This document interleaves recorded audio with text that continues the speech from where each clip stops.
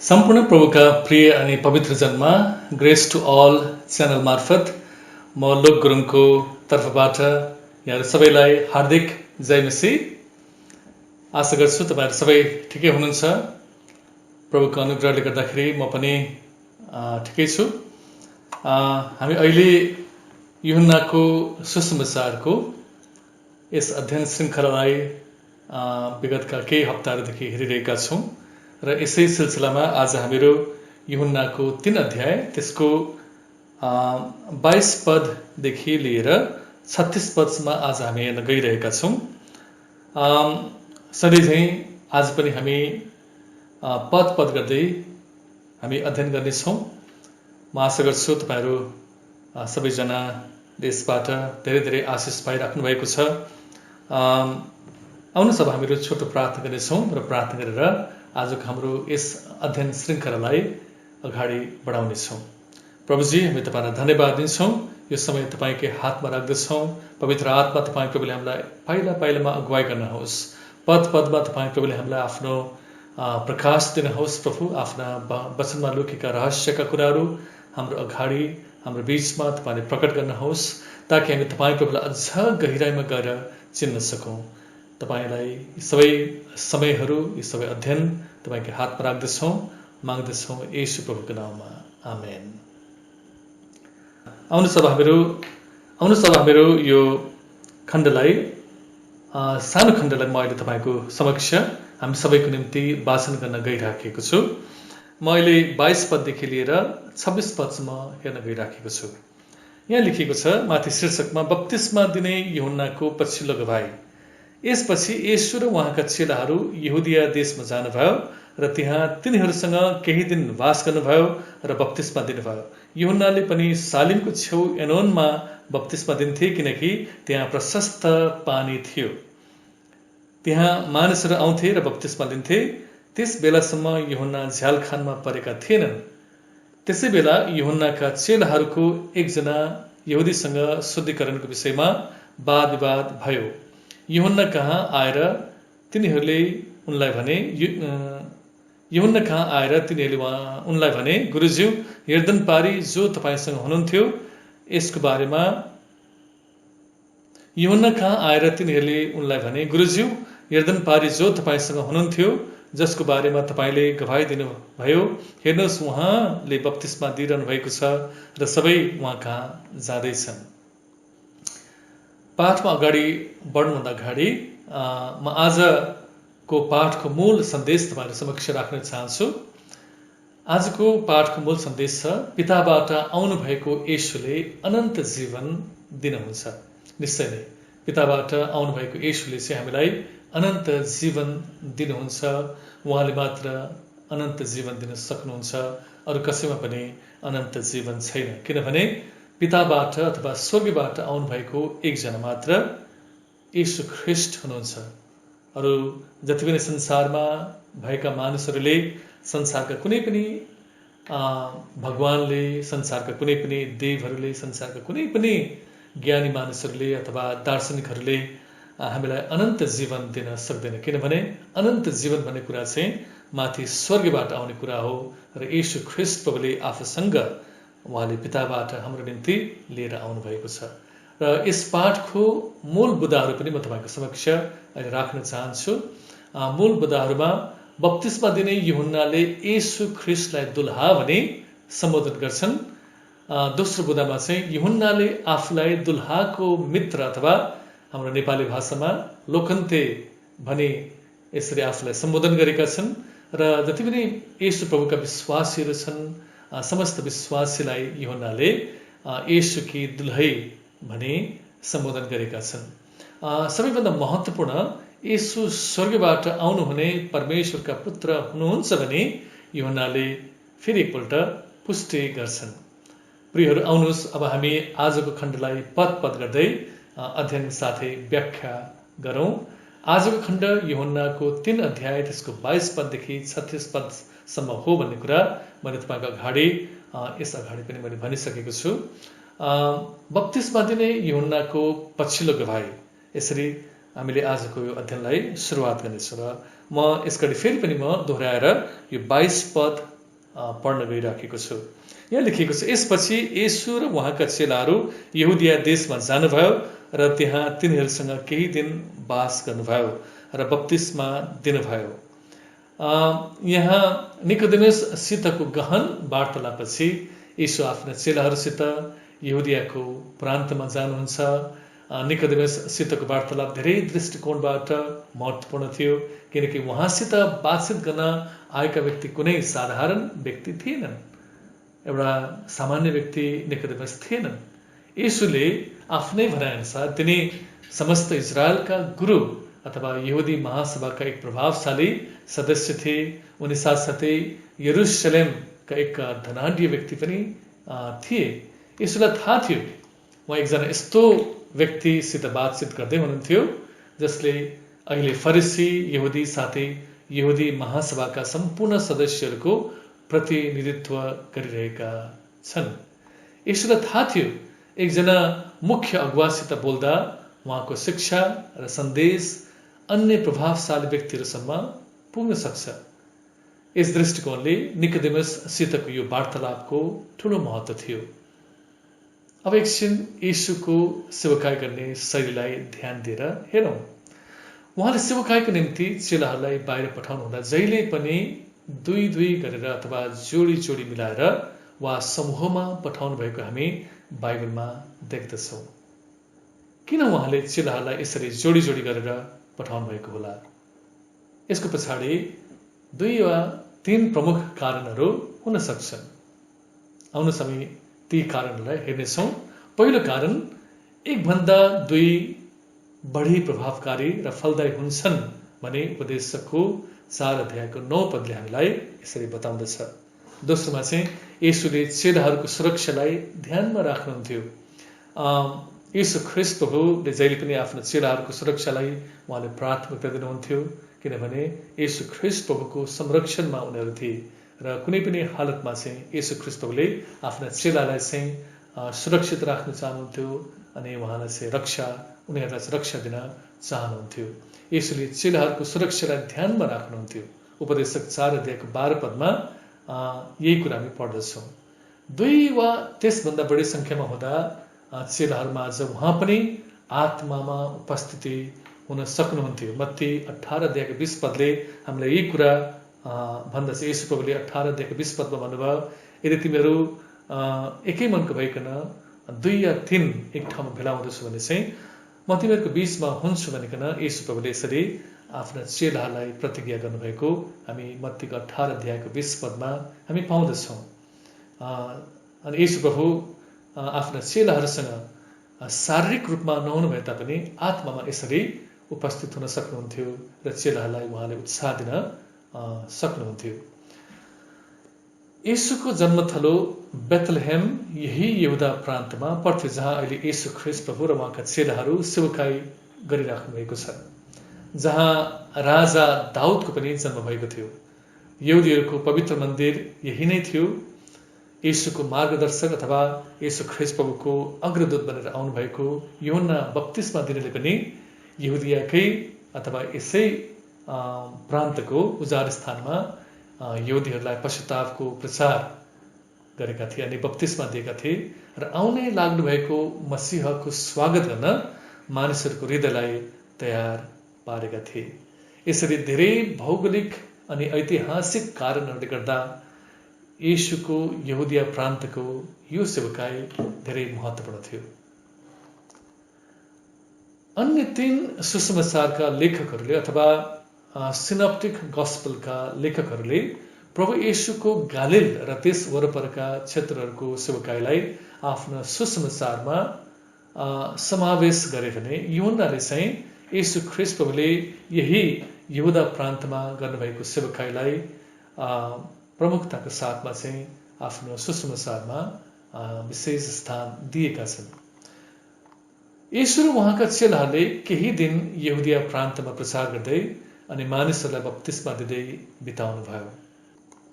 उहाँहरू यहुदियाका गाउँमा डुल्नुभयो अनि परमेश्वरको राज्य नजिक आइपुगेको बताउनु हुँदै मानिसहरूलाई आफ्ना पापहरूबाट पश्चाताप गरी बप्तिस्मा लिएर येशूमा विश्वास गर्न चुनौती दिनुभयो। मत्ती 8 अध्यायको 18 देखि 20 पद पढेपछि येशूले गर्नुहुने सेवकाईको शैलीबारे हामीलाई थप प्रकाश हुन्छ। आउनुहोस् अब हामीहरू मत्तीको 8 अध्यायको 18 पदलाई हेर्नेछौँ र त्यहाँ येशू ख्रीष्ट प्रभुले कसरी आफ्नो सेवकाई उहाँले गर्नुहुन्थ्यो त्यस बारेमा हामी छोटो जानकारी प्राप्त गर्नेछौँ। 8 अध्यायको 18 पदमा यहाँ लेखिएको छ, माथि शीर्षकमा लेखिएको छ, येशूलाई पछ्याउँदा तिर्नुपर्ने मूल्य।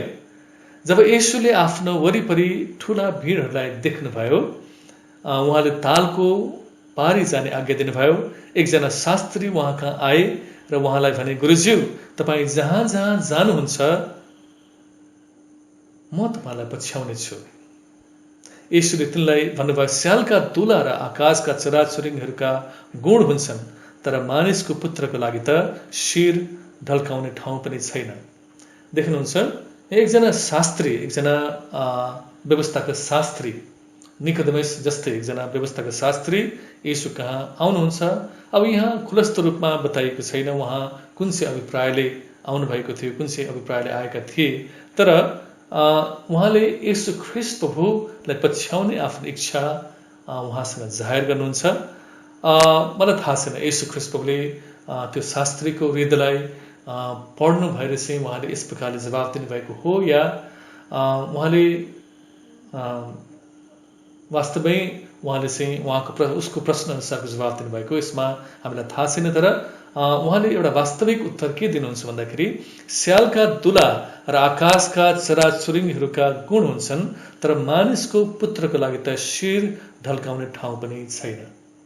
मित्रहरू, साँच्चै नै येशू ख्रीष्ट प्रभुले एकदमै लो प्रोफाइलमा उहाँले सेवकाई गर्नुभयो। उहाँसँग प्रशस्त पैसा थिएन, उहाँ सारा जगतका मालिक हुनुहुन्थ्यो, स्वर्ग र पृथ्वीका मालिक हुनुहुन्थ्यो, तर पनि उहाँ यस पृथ्वीमा एकजना गरिबभन्दा गरिब बनेर चाहिँ उहाँ आउनुभयो र उहाँले परमेश्वरको सुसमाचार एकदमै लो प्रोफाइलमा, एकदमै साधारण रूपले चाहिँ उहाँले गर्नुभयो।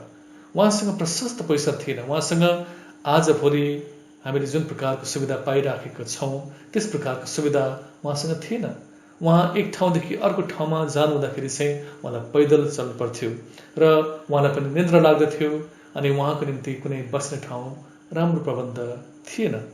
अनि उहाँले यसरी भन्नुहुन्छ, शास्त्रीलाई भन्नुहुँदछ, चराचुरुङ्गीहरूको त गुण हुँदछ, अनि साथै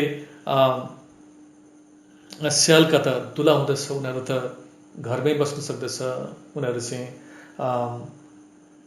चराचुरुङ्गीहरू पनि आफ्नो गुणमा बस्न सक्दछ, स्यालहरू पनि आफ्नो यस्तो दुलाहरूमा बस्न सक्दछ, तर मानिसको पुत्रको निम्ति अथवा मेरो निम्ति त आफ्नो शिर यसो अडेस लगाउने ठाउँ पनि छैन। यसले हामी के बुझ्दछौँ भन्दाखेरि, उहाँ जहाँ जहाँ जानुहुँदथ्यो उहाँले जस्तो भोजन उहाँले पाउनुहुँदथ्यो त्यही भोजन खानुहुन्थ्यो, अनि जस्तो जस्तो ठाउँ उहाँलाई सुत्न दिइन्थ्यो अथवा जस्तो जस्तो ठाउँ चाहिँ उहाँले सुत्न पाउनुहुन्थ्यो त्यस्तै ठाउँमा उहाँ ढल्कनुहुन्थ्यो। उहाँको लागि कुनै विशेष प्रबन्धहरू हुँदैन थियो। जब येशू ख्रीष्ट प्रभु उहाँ जन्मनुभयो, उहाँ कहाँ जन्मनुभयो? जबकि उहाँ राजा हुनुहुन्थ्यो तर पनि उहाँ चाहिँ एउटा साधारण डुँडमा जन्मनुभयो। बाइबलमा लेखिएको छैन कि मरियम र युसुफसँग पैसा नभएर हो या उनीहरूको शारीरिक अवस्थाको कारणले गर्दाखेरि हो, जुन पौवाको मालिकहरूले उनीहरूलाई कोठा पनि दिएन। हुन सक्दछ रुपियाँ पैसाको कारणले हुन सक्दछ अथवा अन्य कारणले हुन सक्दछ, तर येशू ख्रीष्ट प्रभुको निम्ति जन्म लिनको लागि कुनै एउटा साधारण ठाउँ पनि थिएन र एकदमै मजबुरीमा चाहिँ मरियमले चाहिँ येशू ख्रीष्ट प्रभुलाई गाईको डुँडमा चाहिँ जन्म दिनु पर्यो। अनि येशू ख्रीष्ट प्रभुले जब सेवकाई सुरु गर्नुभयो, सेवकाई गर्दाखेरि पनि उहाँको निम्ति कुनै यस्ता खालका सुविधाहरू थिएनन्। स्यालका दुला र आकाशका चराचुरुङ्गीहरूका गुण हुन्छन्, तर येशू ख्रीष्ट प्रभुको निम्ति त शिर ढल्काउने ठाउँ पनि छैन। तिमी किन मलाई पछ्याउन चाहन्छौ? यदि तिमीले मलाई पछ्यायो भने म तिमीलाई कुनै यस्तो खालको सुविधाहरू प्रतिज्ञा गर्न सक्दिनँ। अनि आज पनि सान्दर्भिक यो वचन त्यतिकै छ हाम्रो लागि। येशू ख्रीष्ट प्रभुले हो हामीलाई प्रशस्त गरिकन हामीलाई आत्मिक आशिष दिनुहुन्छ, तर उहाँले कहिल्यै पनि हामीलाई सुविधाको प्रतिज्ञा गर्नुहुन्न। अनि यदि हामी साँच्चै येशू ख्रीष्ट प्रभुको कदममा हामी चल्न चाहन्छौँ, उहाँले गरे जस्तै हामी सेवकाई गर्न चाहन्छौँ भने आज हामीले उहाँको जीवनबाट धेरै कुराहरू हामी सिक्न सक्छौँ, सिक्नुपर्छ। दर्शकहरूमध्ये धेरैजनालाई दुर्गम ठाउँहरूमा गएर सेवकाई गरेको धेरै अनुभवहरू होला। अहिले म यहाँहरू समक्ष मेरो सबैभन्दा पहिलो सुसमाचार यात्राको सानो अनुभव बाँड्न चाहन्छु, जुन मैले सन् 1992 तिर गरेको थिएँ। मेरो बप्तिस्मा करिब 1 वर्ष अघि मात्र भएको थियो र म एकदमै नयाँ विश्वासी थिएँ। मण्डलीका कतिपय साथीहरू मिलेर प्रचार यात्रामा निस्कने योजना बनायौँ। यो सुसमाचार यात्रा काठमाडौँको उत्तरमा पर्ने दोलखा र चरीकोटमा बसोबास गर्ने थामी जातिहरूलाई विशेष रूपमा लक्षित गरेर योजना गरिएको थियो। अनि यो यात्रा काठमाडौँ स्थित गस्पल रेकर्डिङको सौजन्यमा भएको थियो। हाम्रो 7 जनाको सुसमाचार टोली काठमाडौँको उत्तरमा पर्ने 12 विषय भन्ने बजारसम्म भाडामा लिएको मिनी बसमा हामी गयौँ र दिउँसोको भोजन खाएर त्यहाँबाट बिस्तारै पहाडको उकालो ओह्रालो गर्दै हामी आफ्नो गन्तव्यतर्फ लम्क्यौँ। हामी सबैको निम्ति गन्तव्य बिरानो थियो भने यस प्रकारको यात्रा हामी सबैको निम्ति पहिलो नै थियो। हिजो आज जस्तो यातायात र सञ्चारको सुविधा त्यति बेला गाउँमा पाइँदैन थियो। हामी उज्यालो हुँदासम्म बाटोको नजिकमा पर्ने गाउँघरमा पसी मानिसहरूलाई सुसमाचार सुनाउँथ्यौँ अनि रात झमक्कै परिसकेपछि घरपेटीलाई बास मागी रात गाउँमै बिताउँथ्यौँ। जे उपलब्ध छ त्यही पकाइ मागेर खान्थ्यौँ अनि जहाँ ठाउँ थियो त्यही घरको गुन्द्री ओछ्याएर हामी सुत्थ्यौँ। अनि सुत्न अघि खाना तयार हुँदै गर्दा अघिल्लो वरिपरि बसेर घर परिवारका सदस्यहरूलाई येशूको कथा सुनाउँथ्यौँ। त्यो आनन्दको पल अझै पनि आँखे अगाडि झझल्किन्छ र प्रभुलाई म मनमा नै धन्यवाद दिन्छु। अनि मलाई लाग्छ निश्चय नै स्वयं प्रभु येशू चेलाहरूको साथमा हुँदा चेलाहरूको आनन्द झन् कति बढी थियो होला। एउटा प्रश्न छ, येशू ख्रीष्ट प्रभुले यहुदियाको प्रान्तमा उहाँले पश्चातापको प्रचार गर्नुभयो। उहाँले मानिसहरूलाई कुन ठाउँमा बप्तिस्मा दिनुभयो त? अथवा उहाँका चेलाहरूले अथवा येशू प्रभुले चाहिँ मानिसहरूलाई कहाँ लगेर बप्तिस्मा दिनुभयो? उहाँले यर्दन पारी बेथानियामा बप्तिस्मा दिनुभयो भन्ने कुरा बाइबलमा भएका 2 पदहरूले हामीलाई पुष्टि गर्दछ। ती 2 पद हुन् यूहन्ना 1 अध्यायको 28 पद र साथै यूहन्नाकै 10 अध्यायको 40 पद। आउनुहोस् अब हामी त्यो 2टा पदलाई हामी हेर्नेछौँ। यूहन्ना 1 अध्यायको 28 पद। यहाँ येशू ख्रीष्ट प्रभुले एउटा हामीलाई सानो हिन्ट हामीलाई दिनुभएको छ। यहाँ लेखिएको छ 28 पद, यी कुरा यर्दन नदी पारी बेथानियामा भएका थिए जहाँ यूहन्नाले बप्तिस्मा दिइरहेका थिए। देख्नुभयो यहाँ बप्तिस्मा दिने ठाउँ चाहिँ यर्दन नदी पारी, यर्दन नदीको पूर्वपट्टि बेथानिया भन्ने ठाउँमा चाहिँ उहाँले बप्तिस्मा दिनुहुन्थ्यो। अनि यही कुरालाई चाहिँ 10 अध्यायको 40 पदले पनि हामीलाई पुष्टि गरेको छ। अनि उहाँ फेरि यर्दन पारी त्यस ठाउँमा जानुभयो जहाँ यूहन्नाले पहिले बप्तिस्मा दिने गर्थे र उहाँ त्यहीँ बस्नुभयो। धेरै मानिसहरू उहाँ कहाँ आउन लागे र तिनीहरूले भने म अगाडि पढ्दैन, तर यहाँ येशू ख्रीष्ट प्रभुले धेरै मानिसहरूलाई बेथानीमा उहाँले बप्तिस्मा दिनुभएको छ। र यसरी हामीलाई अहिले थाहा लाग्यो कि येशू प्रभु र उहाँका चेलाहरूले यहुदीहरूलाई अथवा विश्वास गर्ने यहुदीहरूलाई चाहिँ यर्दन नदी पारी पूर्वपट्टि पर्ने बेथानी भन्ने ठाउँमा चाहिँ पानीको बप्तिस्मा दिए। यूहन्ना 4 अध्यायको 2 पद अनुसार येशूले आफ्ना चेलाहरूलाई बप्तिस्मा दिने अभिभारा सुम्पनु भएको थियो। यहाँ लेखिएको छ कि येशू प्रभुले बप्तिस्मा दिनुभयो भनेर लेखिएको छ, तर यूहन्ना 4 अध्यायको 2 पदले यसलाई अलिकति स्पष्ट के गरेको छ भन्दाखेरि येशू प्रभुले वास्तवमा बप्तिस्मा दिनु भएन, तर उहाँका चेलाहरूलाई चाहिँ उहाँले बप्तिस्मा दिने अधिकार दिनुभएको थियो र येशू प्रभुको अधिकारमा, येशू ख्रीष्ट प्रभुको अधिकारलाई चलाएर चाहिँ यूहन्नाका, माफ गर्नुहोस्, येशू प्रभुको अधिकारलाई चलाएर चाहिँ उहाँका चेलाहरूले मलाई लाग्छ येशू ख्रीष्ट प्रभुको नाउँमा तिनीहरूले चाहिँ बप्तिस्मा दिनुभयो। यसको अर्थ येशू आफैले बप्तिस्मा दिनुहुन्न थियो। उहाँले पश्चाताप गर्ने जति सबै यहुदीहरूलाई यर्दन नदीको गहिरो ठाउँमा लगेर बप्तिस्मा दिन्थे। यूहन्नाले दिएको बप्तिस्मा केवल पश्चातापको बप्तिस्मा थियो र यो उद्धार प्राप्त गर्नको निम्ति अपूर्ण थियो, अथवा यो बप्तिस्माले चाहिँ मानिसहरूलाई चाहिँ पूर्ण रूपमा उद्धारमा डोर्याउन सक्दैन थियो, किनभने यो चाहिँ पश्चातापको बप्तिस्मा मात्र थियो। एउटा साधारण यहुदीहरूको शुद्धिकरणको प्रक्रिया जस्तो मात्र यो थियो। तर येशूले दिनुभएको बप्तिस्मा कस्तो थियो होला? मलाई लाग्छ हरेक अर्थमा येशूका चेलाहरूले दिएको बप्तिस्मा हिजो आज हामीले दिने बप्तिस्मा जस्तै थियो, किनभने त्यति बेला बप्तिस्मा दिने अवश्य पनि चेलाहरूले येशूकै नाउँमा दिए। यूहन्नाले दिने पश्चातापको बप्तिस्मा लिनेहरूलाई पछिबाट पावलले येशूको नाउँमा फेरि बप्तिस्मा लिन भनेका छन्। त्यही येशूको नाउँमा बप्तिस्मा लिनेहरूलाई पिता, पुत्र र पवित्र आत्माको नाउँमा फेरि बप्तिस्मा लिन बाइबलमा आज्ञा दिएको पाइँदैन। यस अर्थमा येशू ख्रीष्ट प्रभुका चेलाहरूले अहिले दिइरहेका बप्तिस्मा उनीहरूलाई उद्धार मुक्ति दिनको निम्ति चाहिँ पर्याप्त थियो। त्यो चाहिँ एउटा वैधानिक अथवा आधिकारिक बप्तिस्मा थियो। प्रेरित 2:38 के भन्दछ भन्दाखेरि, पत्रुसले तिनीहरूलाई भने, पश्चाताप गर र तिमीहरूका पाप क्षमाको निम्ति येशू ख्रीष्टको नाउँमा तिमीहरू प्रत्येकले बप्तिस्मा ल्याऊ र तिमीहरूले पवित्र आत्माको वरदान पाउनेछौ। हेर्नुहोस्, पत्रुस पनि त्यही चेलाहरूको समूह मध्येमा एकजना हुनुहुन्थ्यो अनि उहाँले पनि अहिले आएर पनि अब चेलाहरूलाई चाहिँ अथवा भर्खरै नयाँ विश्वासीलाई चाहिँ येशू ख्रीष्ट प्रभुको नाममा बप्तिस्मा लिनको लागि उहाँले सुझाव दिनुहुँदछ। प्रेरितको 10:48 पनि, अनि तिनीहरूलाई येशू ख्रीष्टको नाउँमा बप्तिस्मा दिनु भनी आज्ञा गरे, तब तिनीहरूले पत्रुसलाई केही दिन त्यहीँ रहनुहोस् भनी अनुरोध गरे। यहाँ प्रसङ्ग के छ भन्दाखेरि, जब कर्नेलियसको घरमा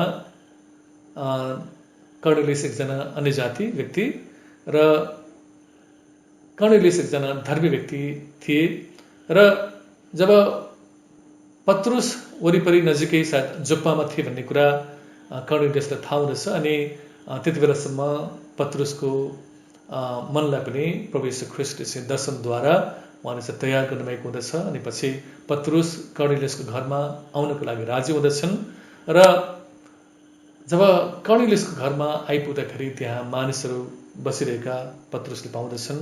पत्रुसले सुसमाचार प्रचार गर्नुहुँदछ अनि पत्रुसले सुसमाचार प्रचार गर्दा पवित्र आत्मा ती सबै अन्य जाति विश्वासीमाथि चाहिँ ओर्लनु हुँदछ। अनि जब उनीहरू पवित्र आत्माले भरिदछन् अनि पत्रुसले चाहिँ त्यहाँ पानीको बप्तिस्मा दिने, येशू प्रभुको नाममा पानीको बप्तिस्मा दिने उहाँले चाहिँ त्यहाँ सल्लाह दिनुहुँदछ, आज्ञा दिँदछन्।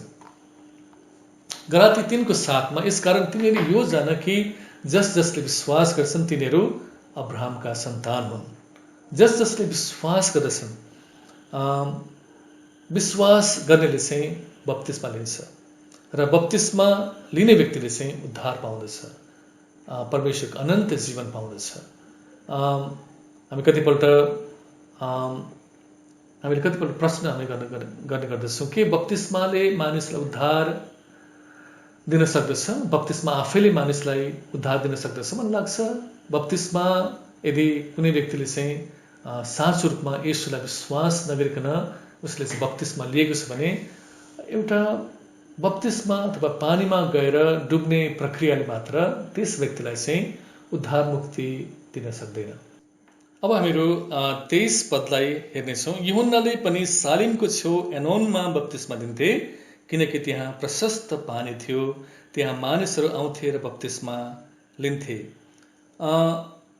यूहन्ना बप्तिस्मा दिने र उहाँका चेलाहरू यता एनोनमा बप्तिस्मा दिइरहेका छन्, उता येशू ख्रीष्ट प्रभु र उहाँका चेलाहरू यर्दन पारी बेथानियामा अथवा यहुदियाको प्रान्तको बेथानिया भन्ने ठाउँमा चाहिँ उहाँले बप्तिस्मा दिइराख्नु भएको छ। एक प्रकारको एउटा समानान्तर सेवकाई भइरहेको छ।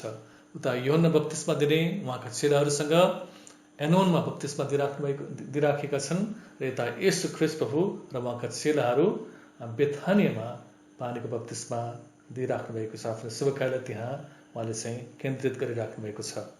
अनि यहाँ एउटा शब्द चलाएको छ प्रशस्त पानी भन्ने।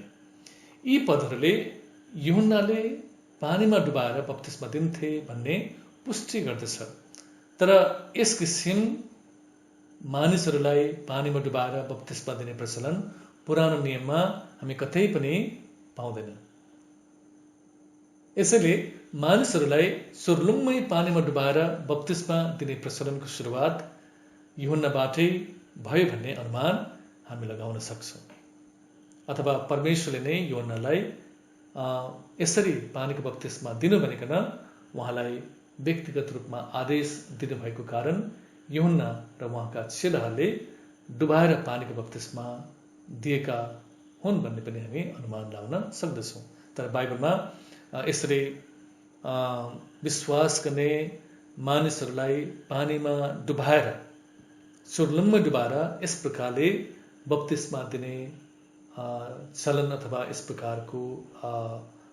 प्रकारको जुन एउटा चलन छ त्यो चाहिँ हामीले कहीँ पनि बाइबलमा हामी पाउँदैन। अथवा बप्तिस्मा भन्ने शब्द हामीले पुरानो नियममा हामी कहीँ पनि हामी पाउँदैन। यसको अर्थ चाहिँ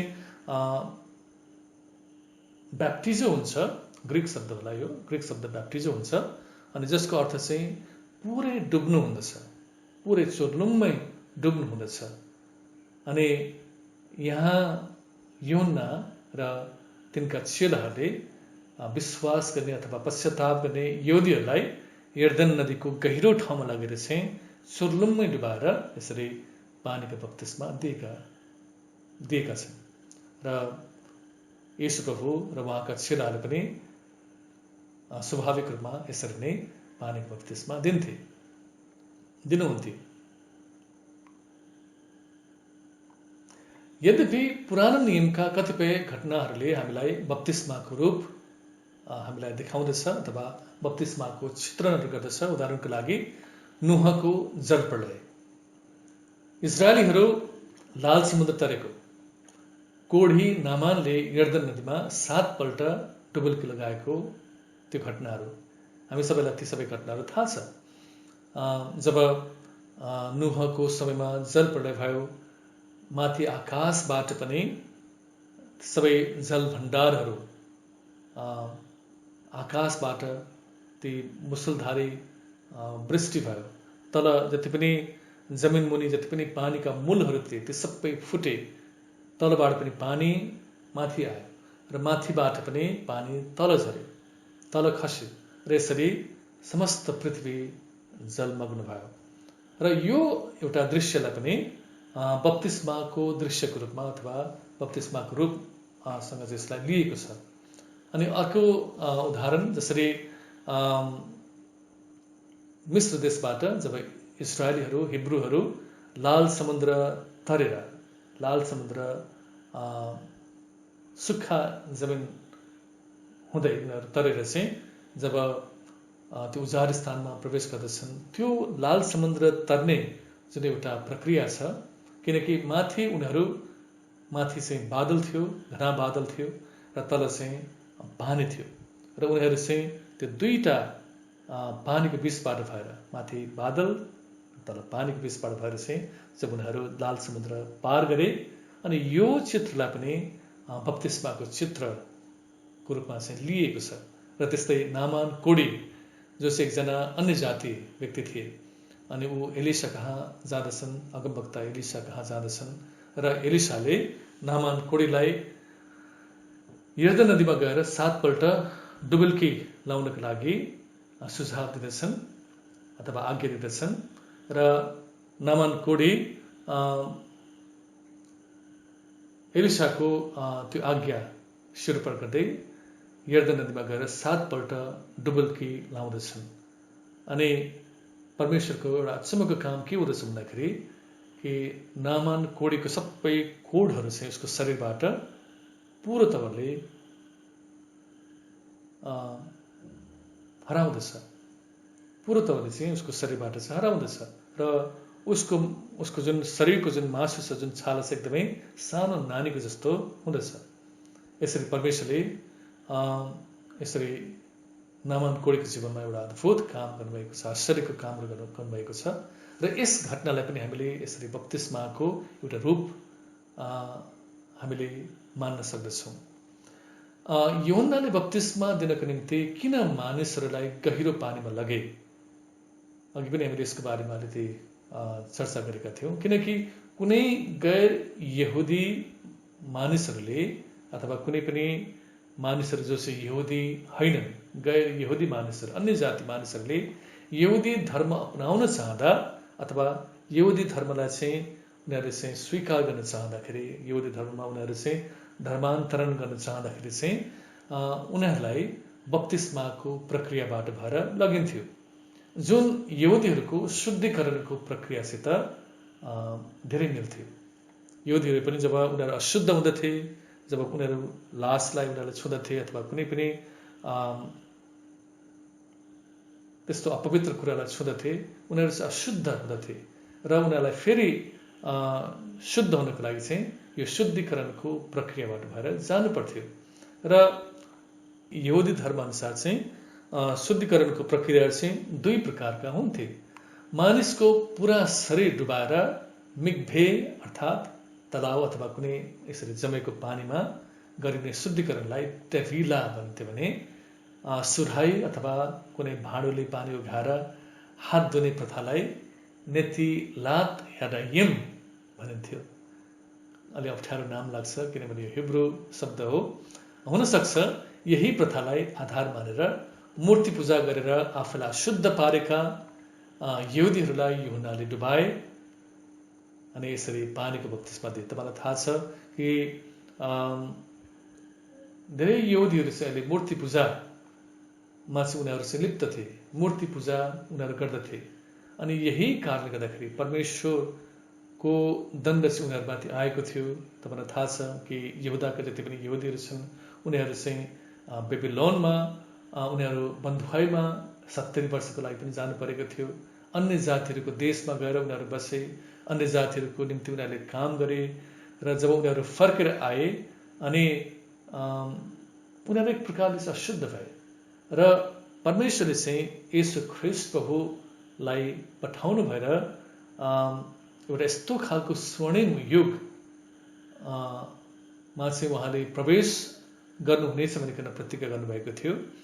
जुन स्वर्णिम युग अथवा परमेश्वरको राज्यमा प्रवेश गर्नको लागि चाहिँ ती सबै अशुद्ध भएका मानिसहरूलाई चाहिँ शुद्धिकरणको प्रक्रियाबाट भएर जान आवश्यकता थियो। जसरी कुनै अशुद्ध कुरालाई छोएको कारणले गर्दाखेरि अथवा कुनै पनि कारणले गर्दाखेरि चाहिँ जब कुनै यहुदी चाहिँ अशुद्ध हुँदथ्यो भने मन्दिरभित्र प्रवेश गर्नको लागि पनि उनीहरूलाई पहिला शुद्धिकरणको प्रक्रियाबाट भएर जानु पर्थ्यो। उनीहरू शुद्ध हुनु पर्थ्यो, उनीहरूको वस्त्र धोइनु पर्थ्यो, उनीहरू स्नान गर्नु पर्थ्यो, हातहरू खुट्टाहरू धुनु पर्थ्यो। तब मात्र उनीहरू शुद्ध भएर चाहिँ मन्दिरभित्र गर्ने कामहरूमा उनीहरू सहभागी हुन सक्दथे। अनि येशू ख्रीष्ट प्रभुले पनि जुन परमेश्वरको राज्य लिएर आउनु भएको छ अनि त्यो राज्य चाहिँ एउटा विशेष राज्य हो, एउटा यस्तो खालको युग हो जसलाई चाहिँ यहुदीहरूले चाहिँ स्वर्णिम युग भनिकन भनेका छन्। र त्यो स्वर्णिम युगमा प्रवेश गर्नको लागि हरेक व्यक्तिलाई, चाहे त्यो यहुदी होस् चाहे त्यो अयहुदी होस्, उनीहरूलाई चाहिँ शुद्धिकरणको प्रक्रियाबाट भएर जान आवश्यक थियो। र यूहन्ना र येशू प्रभु र साथै उहाँहरूका चेलाहरूले दिएका बप्तिस्मा पनि यस प्रकारको एउटा शुद्धिकरणको बप्तिस्मा थियो। येशू ख्रीष्ट प्रभुले जुन बप्तिस्मा दिनुहुन्थ्यो त्यो बप्तिस्मा चाहिँ उहाँले चाहिँ पवित्र आत्माले पनि बप्तिस्मा दिनुहुन्थ्यो, किनभने उहाँले मात्र पवित्र आत्माले बप्तिस्मा दिन सक्नुहुन्थ्यो। यूहन्ना बप्तिस्मा दिनेले पवित्र आत्माको बप्तिस्मा दिन सक्नुहुन्न थियो, किनभने त्यो अधिकार उहाँसँग थिएन। तर येशू ख्रीष्ट प्रभुले चाहिँ पानीले र पवित्र आत्मा दुवैले बप्तिस्मा दिन सक्नुहुन्थ्यो। निकोदेमुससितको वार्तालापमा यही कुरा उहाँले निकोदेमसलाई भन्नुभयो। यहुदीहरूलाई यूहन्नाले डुबाएर दिइने पानीको बप्तिस्मा दिए अथवा चुर्लुम्मै डुबाएर दिइने पानीको बप्तिस्मा दिए। धेरै आजभोलि धेरै यस्तो खालका सम्प्रदायहरू छन् जुन सम्प्रदायहरूले अहिले छिड्काउको बप्तिस्मा दिन्छन्। बप्तिस्मा दिँदाखेरि उनीहरूले बप्तिस्मा लिने मानिसहरूलाई चाहिँ पानीमा डुबाउँदैनन्, तर उनीहरूले चाहिँ माथिबाट पानी छिड्केर चाहिँ उनीहरूलाई बप्तिस्मा दिने गर्दछन्। कतिवटा यस्ता सम्प्रदाय छन् जसमा प्रेस्बिटेरियन पनि एउटा सम्प्रदाय हो मलाई लाग्छ। लुथरनहरूले पनि यसरी छिड्काउको बप्तिस्मा दिने गर्दछन्। कति सम्प्रदायहरूले जस्तै प्रेस्बिटेरियनले भयो अनि साथै यो लुथरनले पनि भयो, उनीहरूले चाहिँ साना साना शिशुहरूलाई पनि यसरी छिड्काउको बप्तिस्मा दिँदछन्। कतिले यसलाई स्वीकार गर्दछन् तर कतिले यसलाई स्वीकार गर्दैनन्। तर बप्तिस्माको अर्थ चाहिँ हो इमर्सन अथवा पूर्ण तरिकाले चाहिँ डुबाउनु, पूर्ण रूपमा डुबाउनु, चुर्लुम्मै डुबाउनु भन्ने हुन्छ। हुन त अब बप्तिस्मा भन्ने चाहिँ अब पहिला हृदयमा हुनुपर्दछ। जसरी एकजना यहुदीलाई शारीरिक खतराले मात्र ऊ चाहिँ यहुदी हुँदैन थियो। एकजना यहुदीलाई वास्तविक यहुदी हुनको लागि उसमा चाहिँ मनको खतरा हुनुपर्दथ्यो। अनि परमेश्वरले जहिले पनि मनलाई उहाँले हेर्नुहुँदछ। अनि हाम्रो बाहिरी जुन हामीले प्रथाहरू मान्दछौँ, बाहिरी यस्ता खालको जति पनि विधिहरू छन्, ती सबै विधिले हामीलाई एउटा साँचो विश्वासी बनाउन सक्दैन। यी बाहिरका विधिहरू हामीले पालन अगाडि हाम्रो मनमा चाहिँ हामीले येशू ख्रीष्टमा बप्तिस्मा लिएको हुनुपर्दछ। अनि जब हामी मनमा चाहिँ हामी बप्तिस्मा लिँदछौँ, मनमा चाहिँ हामी येशू ख्रीष्टमा चुर्लुम्मा डुब्दछौँ, अनि जब हामी बाहिर गएर चाहिँ हामी येशू ख्रीष्टको आज्ञालाई सिरोपर गर्दै जब हामीले उहाँले छोडेर जानुभएको यो प्रथालाई, यो विधिलाई हामी पालन गर्दछौँ भने हामी वास्तवमै हामी परमेश्वरका सन्तान, हामी कहलाउँदछौँ। तर यतिकै पानीभित्र गएर डुबेर आएर कुनै पनि व्यक्ति परमेश्वरको साँचो सन्तान हुन सक्दैन, उसले नयाँ जन्म पाउन सक्दैन। धेरै मानिसहरू छन् जसले चाहिँ एकदमै सुन्दर तरिकाले बप्तिस्मा लिए तापनि उनीहरू पछिबाट गएर फेरि संसारमा फर्किगएका छन्। यस बारेमा हामी के भन्न सक्दछौँ? केही पनि हामी भन्न सक्दैनौँ यसको बारेमा। प्रेरित यूहन्नाले यहाँ बप्तिस्मा दिने यूहन्नाको बारेमा छोटो तर महत्त्वपूर्ण जानकारी दिएका छन्। सिनोप्टिक गस्पेलका लेखकहरूले येशूको सेवकाई बप्तिस्मा दिने यूहन्ना झ्यालखानमा परेपछि मात्र सुरु भएको देखाएका छन् भने प्रेरित यूहन्नाले चाहिँ यो घटना बप्तिस्मा दिने यूहन्ना झ्यालखानमा पर्न अघि घटेको घटना हो भनी देखाएका छन्। यसपछिको मुख्य कारण प्रेरित यूहन्नाले बप्तिस्मा दिने यूहन्नाको वास्तविक स्थान कुन हो भनी चिनाउन चाहेका र तिनलाई येशूभन्दा उच्च स्थानमा देखाउन नचाहेका हुन सक्छ। किनभने पद 26 अनुसार, यही 3 अध्यायको 26 पद अनुसार बप्तिस्मा दिने यूहन्नाका चेलाहरूले यूहन्नालाई येशूभन्दा उच्च स्थान दिन चाहेका प्रतीत हुन्छ, अनि जुन सत्य होइन। वास्तवमा स्वयं बप्तिस्मा दिने यूहन्नाले पनि आफूलाई येशूभन्दा उच्च देखाउन कहिल्यै प्रयत्न नगरेको र आफ्नो बोलावट र स्थानबारे तिनी एकदमै स्पष्ट भएको हामी देख्दछौँ। जे होस्, यो घटनाले मनमा अनेकौं सन्देह पालेर बसेका सबै मानिसहरूको मनमा येशू सर्वोच्च परमेश्वर हुनुहुन्छ भन्ने सत्यलाई स्थापित गरिदिएको छ। यूहन्नाको झ्यालखान र पछि हेरोदबाट भएको तिनको हत्याबारे मत्तीको 14 अध्यायले उल्लेख गरेको छ। तपाईलाई त्यो घटना याद छ होला। हेरोदले आफ्नै भाइ फिलिपकी पत्नी हेरोदियालाई आफ्नै पत्नी सरह राखी तिनीसित अनैतिक सम्बन्ध राखेको हुनाले जब यूहन्नाले यो थाहा पाउँदछन् अनि जब यूहन्नाले गएर चाहिँ कन्फ्रन्ट गर्दछन्, यूहन्नाले गएर चाहिँ हेरोदलाई गएर चाहिँ यो कुराको बारेमा चाहिँ चेतावनी दिँदछन् अथवा यसको बारेमा चाहिँ उनलाई चुनौती दिँदछन्। हेरोदलाई यो कुरा मन पर्दैन जब तिनले यस विषयमा हेरोदलाई चेतावनी दिँदछन् र यस कुराको विरोध गरेपछि हेरोदियनले षड्यन्त्रपूर्वक यूहन्नाको शिर काटेर तिनको हत्या गर्दछन्। यीशु र बप्तिस्मा दिने यूहन्नाको प्रभावशाली प्रचार अनि सेवकाईको कारण धेरै यहुदीहरूले आफ्ना पापहरूबाट पश्चाताप गर्दै बप्तिस्मा दिँदछन्। यीशुले ल्याउनु भएको स्वर्णिम युगमा प्रवेश गर्नको निम्ति पश्चाताप र बप्तिस्माका कदमहरू अत्यन्त आवश्यक कदम भए तापनि यीशुले निकोदेमुसलाई दिनुभएको शिक्षा अनुसार मानिसहरूले गर्नुपर्ने अझै एउटा कुरा थियो अनि त्यो कुरा चाहिँ पवित्र आत्माको बप्तिस्मा थियो। पवित्र आत्माको बप्तिस्मा थियो। यूहन्नाले अध्याय 1:33 मा यीशुको बारेमा गवाही दिँदै भने पवित्र आत्माले बप्तिस्मा दिने उहाँ नै हुनुहुन्छ। देख्नुभयो, यीशु ख्रीष्ट प्रभुले मात्र मानिसहरूलाई चाहिँ पवित्र आत्माको बप्तिस्मा दिन सक्नुहुन्थ्यो। अरू कसैले पनि पवित्र आत्माको बप्तिस्मा दिन सक्दैनथ्यो, किनभने यो अधिकार उनीहरूलाई दिएको थिएन। परमेश्वरले यीशु प्रभुलाई मात्र यो अधिकार दिनुभएको थियो। अब हामीहरू 25 पदलाई हेर्नेछौँ। त्यसै बेला यूहन्नाका चेलाहरूको एकजना यहुदीसँग शुद्धिकरणको विषयमा वाद विवाद भयो।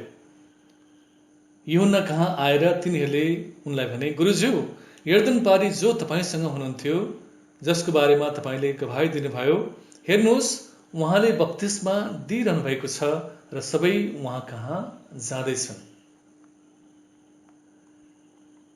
यीशु बप्तिस्मा दिने यूहन्ना भन्दा उच्च र उत्तम हुनुभएको प्रमाणित गर्न प्रेरित यूहन्नाले यस घटनालाई विशेष रूपमा प्रयोग गरेका छन्। यूहन्नाले दिएको बप्तिस्माको वैधानिकताको विषयलाई लिएर एक दिन तिनका चेलाहरूको एकजना यहुदीसँग वाद विवाद हुँदछ। यीशु कहाँ बप्तिस्मा लिन आउने मानिसहरूको संख्या यति बेला दिनहुँ वृद्धि भइरहेको थियो भने यूहन्ना कहाँ आउने मानिसहरूको संख्या दिनहुँ घट्दो थियो। यसैले स्वाभाविक रूपमा आफ्नो गुरु कहाँ गएर तिनीहरूले आफ्नो चिन्ता यसरी जाहेर गर्दछन्। वास्तवमा ती चेलाहरूले यूहन्नालाई यीशुभन्दा महान ठानेका थिए, तर यूहन्नाको उत्तरले तिनको यो भ्रमलाई अन्त गरिदियो अनि यूहन्नाको सम्मानलाई सबै अघि कयौं गुणा बढायो। यूहन्नाले आफूलाई यीशु प्रभुभन्दा उच्च भएको अथवा उत्तम भएको भनेन, कहिले पनि दाबी गरेन, किनभने तिनलाई थाहा थियो उनको स्थान कुन चाहिँ हो अनि उनको उद्देश्य के थियो, किन तिनी आएका थिए, सबै कुरा यूहन्नालाई थाहा थियो र उनले कहिले पनि यीशु ख्रीष्ट प्रभुभन्दा आफूलाई उच्च देखाउन पनि चाहेनन् अथवा उत्तम पनि देखाउन चाहेनन्।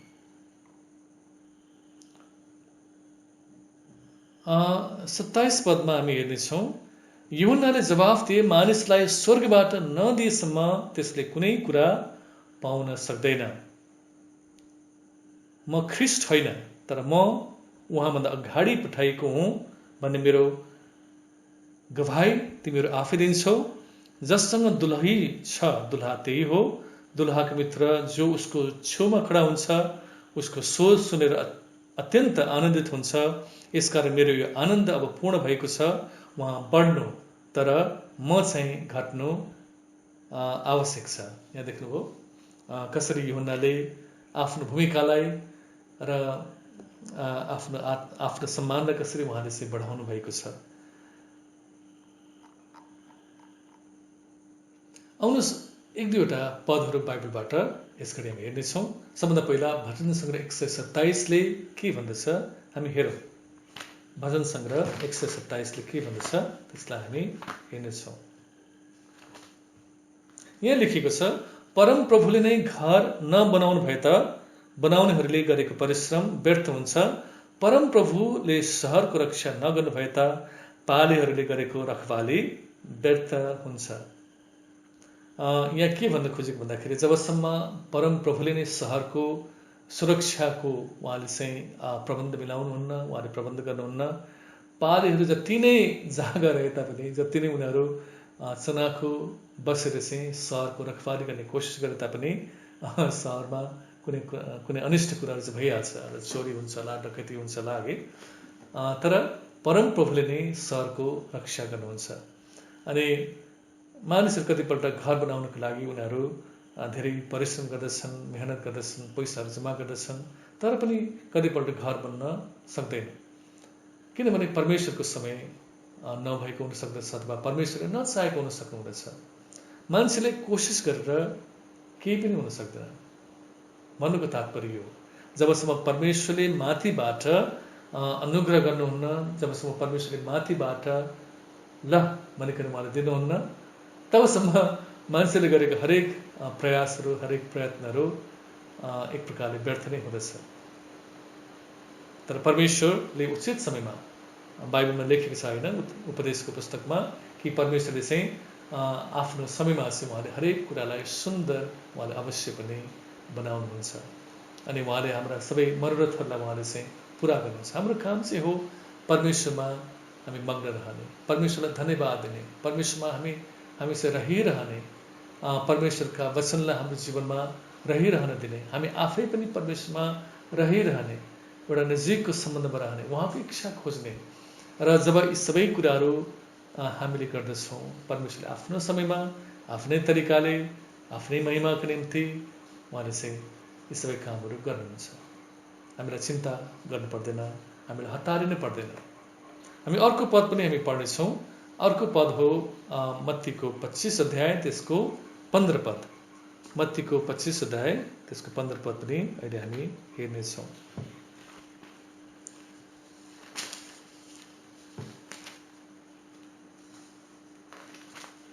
यहाँ लेखिएको छ 25 अध्यायको 15 पद, तिनले हरेकलाई तिनीहरूका आआफ्नो योग्यता अनुसार एउटालाई 5 सुनका सिक्का, अर्कोलाई 2 र अर्कोलाई 1 दिएर तिनी गइहाले। यहाँ मान्छेको मुख हेरेर उहाँले दिनु भएन, मान्छेको योग्यता हेरेर दिनु भएन परमेश्वरले, तर त्यो मालिकले चाहिँ, त्यो मानिसले चाहिँ आफ्ना नोकरहरूलाई बोलाएर उहाँले चाहिँ कुनैलाई चाहिँ 5 सुनका सिक्का दिए, कुनैलाई चाहिँ 2 सुनका सिक्का दिए र कसैलाई चाहिँ एउटा मात्र सुनका सिक्का दिएर चाहिँ ऊ गइहाल्यो। कुनै पनि त्यसमा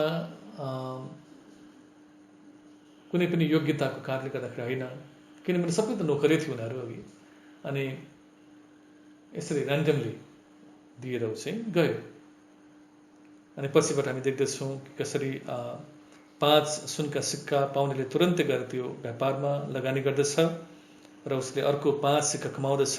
त्यसरी नै 2 सिक्का पाउनेले पनि अरू 2 सिक्का कमाउँदछ, तर एउटा सिक्का पाउनेले चाहिँ डराएर चाहिँ गएर भुइँमा खनेर आफ्नो मालिकको धनलाई लुकाएर राख्दछ। पछिबाट मालिक फर्केर आउँदछ, हिसाब माग्दछ इत्यादि। अघि यो कुरा हामीलाई थाहा छ हामीलाई। तर यहाँ भन्नु खोजेको चाहिँ कि 5 वटा दिने अथवा 2 वटा दिने अथवा एउटा दिने काम चाहिँ मालिकको हो, परमेश्वरले पनि दिनुहुँदछ। जस्तो जस्तो हाम्रो योग्यता छ, जस्तो जस्तो विश्वासको नाप हाम्रो छ, त्यही अनुसार हाम्रो मालिक, हाम्रो परमेश्वरले चाहिँ हामीलाई दिनुहुँदछ। अनि उसले 5 वटा सिक्का पायो, मैले 2टा मात्रै पाएँ, उसले एउटा पाएँ भनेर आपसमा झगडा गर्ने होइन, तर जति हामीले सिक्का पाएका छौँ त्यसमा खुसी भएर त्यसलाई बढाउने कोसिस हामीले गर्ने हो। अनि हामीलाई थाहा हुनुपर्दछ कि मालिकले पछिबाट गएर हरेक व्यक्तिबाट चाहिँ एउटा हिसाब किताब उहाँले माग्नुहुँदछ। मालिकले हिसाब किताब अवश्य माग्नुहुनेछ र त्यसको निम्ति चाहिँ हामी तयार हुनु पर्यो। यस्तै गरिकन पहिलो पत्रुस 4 अध्यायको 10 देखि 11 पद पनि अहिले हामी पढ्नेछौँ। पहिलो पत्रुस 4 अध्यायको 10 र 11 पद हामी पढ्नेछौँ। यहाँ यस्तो लेखिएको छ, जसले जस्तो वरदान पाएको छ, परमेश्वरका अनुग्रहका विभिन्न वरदान पाएका भण्डारे झैँ ती एक अर्काको निम्ति प्रयोग गर। यहाँ तपाईले हेर्नुहोस् त, जसले जस्तो वरदान पाएको छ, अघि 5 2 1 पाउने नोकरहरूले जस्तो जस्तो तोडाहरू पाएका छन्, भण्डारे झैँ ती एक अर्काको निम्ति प्रयोग गर। भण्डारे भनेको चाहिँ मालिक होइन, भण्डारे भनेको चाहिँ उसलाई जिम्मेवारी दिएको छ र जस्तो खालको जिम्मेवारी उसले पाएको छ त्यसमा चाहिँ विश्वासयोग्य भएर ऊ चाहिँ एउटा जिम्मेवार पूर्ण तरिकाले चाहिँ उसले काम गर्नु पर्यो। मालिकले जे भनेको छ त्यही अनुसार उसले काम गर्नु पर्यो। अनि जब मालिकले अराए अनुसार, मालिकले भने अनुसार जब उसले काम गर्छ भने ऊ चाहिँ एउटा असल भण्डारी ऊ चाहिँ प्रमाणित हुँदछ। 11 मा लेखिएको छ, यदि कसैले बोल्दछ भने परमेश्वरको वचन बोले जस्तै त्यसले बोलोस्। कसैलाई चाहिँ यदि शिक्षाको वरदान दिएको छ भने ऊ एउटा असल शिक्षक जस्तो भएर उसले चाहिँ बोलोस्। एउटा अजिम्मेवार पूर्ण तरिकाले उसले चाहिँ नबोलोस्। बाइबलमा लेखिएको छ कि शर्माउनु नपर्ने र सत्यको वचनलाई ठिकसँग प्रयोग गर्ने कामदार चाहिँ आफूले आफूलाई परमेश्वरमा ग्रहणयोग्य तुल्याउने भरमग्दुर प्रयत्न गर। अनि मलाकीको पुस्तकमा लेखिएको छ कि पुजारीका ओठहरूले चाहिँ ज्ञानको रक्षा गर्नुपर्दछ। पुजारीका ओठहरूले चाहिँ ज्ञानको रक्षा गर्नुपर्दछ। शिक्षकहरूले चाहिँ परमेश्वरको ज्ञानको रक्षा गर्नुपर्दछ र उसले यस प्रकारले चाहिँ बाइबलको शिक्षालाई उसले सिकाउनु पर्दछ जसमा गएर पछिबाट उसलाई पछुतो नभएको होस्, पछिबाट उसलाई शर्माउन नपरेको होस्। उसले हरेक वचनलाई चाहिँ एउटा असल शिक्षकले जस्तै त्यसलाई अर्थ्याएर त्यसमा लुकेका रहस्यलाई चाहिँ निकालेर अनि एउटा निपुण तरिकाले चाहिँ उसलाई सिकाउन सक्नुपर्दछ। अनि मात्र ऊ एउटा असल शिक्षक कहलाइनको लागि चाहिँ योग्य हुँदछ। अन्यथा उसले यदि आफैलाई उसले चाहिँ शिक्षक सम्झदछ भने उसको जिम्मेवारीमा चाहिँ ऊ विश्वासयोग्य ठहरिएन। उसको जिम्मेवारीमा चाहिँ ऊ एउटा असल भण्डारी ठहरिएन। ऊ चाहिँ एउटा चाहिँ अजिम्मेवारपूर्ण भण्डारी ऊ ठहरियो। अनि यहाँ लेखिएको छ, परमेश्वरको वचन बोले जस्तो त्यसले बोलोस्। यदि कसैले सेवा गर्छ भने परमेश्वरले दिनुभएको शक्तिद्वारा त्यसले त्यो गरोस्। यस हेतुले कि सबै कुरामा येशू ख्रिस्टद्वारा परमेश्वरलाई नै प्रशंसा होस्। आफ्ना आफ्ना भण्डारेको एउटा जिम्मेवारीबाट चाहिँ अन्ततः परमेश्वरको महिमा भएको होस्, परमेश्वरको प्रशंसा भएको होस् अनि उहाँलाई नै महिमा र पराक्रम सदा सर्वदा होस् भनिकन यसरी पत्रुसले यो खण्डमा चाहिँ हामीलाई बताउनुहुँदछ।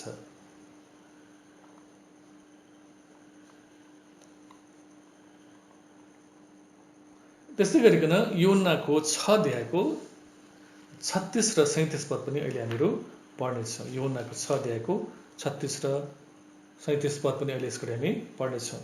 यहाँ लेखिएको छ, पिताले मलाई दिनुहुने सबै म कहाँ आउनेछन् र म कहाँ आउनेलाई कुनै रीतिले म त्याग्ने छैन।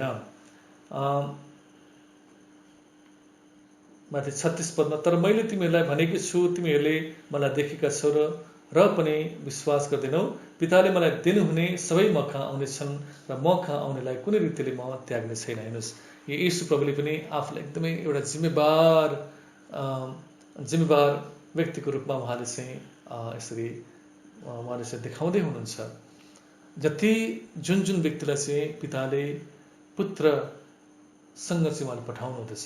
यहाँ लेख्नु भएन, जति पनि यहुदीहरू थिए, बप्तिस्मा लिनका लागि आएका यहुदीहरू, उनीहरू यूहन्ना बप्तिस्मा दिने कहाँ गएनन्। यूहन्ना बप्तिस्मा दिने कहाँ बप्तिस्मा लिनका लागि गएनन्।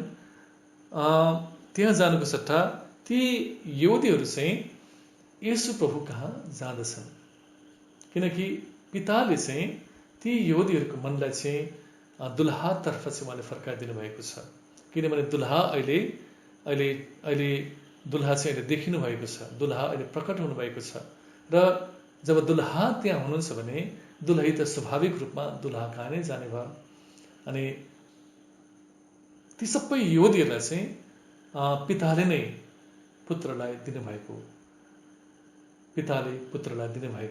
यदि पिताले नदिनुहुन्थ्यो भने चाहिँ पुत्रले ती सबै मानिसहरू चाहिँ उहाँले पाउन सक्नुहुन्न थियो। यसले के पुष्टि गर्छ भन्दाखेरि हाम्रो मण्डलीमा हामी धेरै धेरै प्रभुका दासहरूले प्रभुका जनहरूले धेरै मेहनत गरिरहेका छन्। आफ्नो मण्डलीमा सङ्ख्यात्मक वृद्धि ल्याउनको लागि, आफ्नो मण्डलीमा आत्मिक वृद्धि ल्याउनको लागि हामी धेरै मेहनत गर्छौँ। मेहनत गर्न असल हो, मेहनत गर्नु पनि पर्छ हामीहरू। तर वृद्धि दिने कामहरू, मण्डलीमा वृद्धि ल्याउने कामहरू, सेवकाईमा सफलता ल्याउने कामहरू चाहिँ परमेश्वरले नै गर्नुहुन्छ। जबसम्म परमेश्वरले मण्डलीमा त्यो सङ्ख्याको आशिष उहाँले दिनुहुन्न, सङ्ख्यामा बढोत्तरी ल्याउने चाहिँ आशिष जबसम्म दिनुहुन्न, तबसम्म हामीले गरेका जति पनि परिश्रमहरू छन् त्यसले कुनै पनि फलहरू ल्याउन सक्दैन। यो हामीले एकदमै विचार गर्नुपर्दछ। तर जब समय आउँछ, अघि हामीले भन्यो होइन उपदेशको पुस्तकमा, कि परमेश्वरले आफ्नो समयमा सबै कुराहरूलाई चाहिँ उहाँले सुन्दर उहाँले चाहिँ बनाउनु हुँदछ। यसमा हामी निश्चिन्त रहनुपर्दछ। हामी एकदमै धीरज धारण गर्ने, प्रार्थना गर्ने, परमेश्वरमा हामीले अपेक्षा गर्ने र उहाँको समयको प्रतीक्षा गर्ने। अनि उहाँले उचित समयमा उहाँले हामीलाई उठाउनु पनि हुन्छ, हामीलाई सम्मानित पनि गर्नुहुन्छ, हामीलाई त्यो सम्मान दिनुहुन्छ। उहाँले हामीलाई त्यत्रो ठुलो हामीलाई उत्तरदायित्व दिनुहुन्छ। बाइबलमा यो पनि भनेको छ, यदि हामी सानो कुरोमा हामी विश्वासयोग्य ठहरिँदछ भने, एउटा भण्डारी जस्तै सानो कुरोमा चाहिँ ऊ एउटा विश्वासयोग्य भण्डारी ठहरिँदछ भने चाहिँ परमेश्वरले उसलाई अझ बढी जिम्मेवार उहाँले दिनुहुँदछ। र मूल कुरो चाहिँ आएर के भयो भन्दाखेरि, हामी चाहिँ जिम्मेवारी हामीले सिक्नु पर्यो। एउटा असल भण्डारी हुनको लागि हामीले प्रयत्न गर्नु पर्यो र प्रार्थना गर्नु पर्यो। प्रभुलाई धन्यवाद होस् उहाँको वचनको निम्ति, उहाँको उत्साहको वचनको निम्ति। यस्तै हामी एउटा अर्को पद पनि हामी पढ्नेछौँ। यो पद चाहिँ हो यूहन्नाको 17 अध्यायको 2 पद। यूहन्नाकै 17 अध्यायको 2 पद। यहाँ के लेखिएको छ भन्दाखेरि, किनकि तपाईले उसलाई सबै मानिसमाथि अधिकार दिनुभएको छ, सबै मानिसमाथि अधिकार दिनुभएको छ, ताकि तपाईले उसलाई दिनुभएका सबैलाई उसले अनन्त जीवन दियोस्। कसले अधिकार दिनुभएको छ? कसले अधिकार दिनुभएको छ?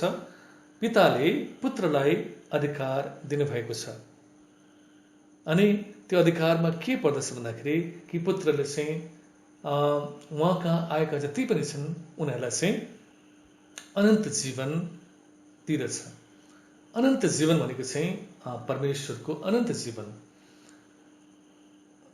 एकदमै जीवित भइराख्ने, दुःख कष्ट लिएर, पीडा लिएर, है चिन्ता फिक्र लिएर कहिले पनि नमर्ने जीवन त्यस्तो होइन।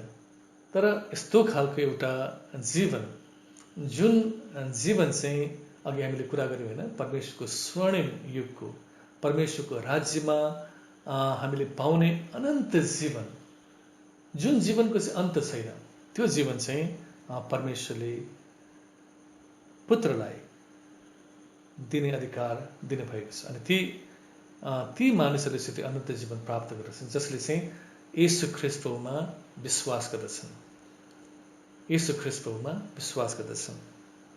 र पानीले साथै पवित्र आत्माले उनीहरूको बप्तिस्मा हुँदछ। त्यस्ता मानिसहरूले चाहिँ उहाँले दिनुहुने अनन्त जीवनलाई प्राप्त गर्दछन्।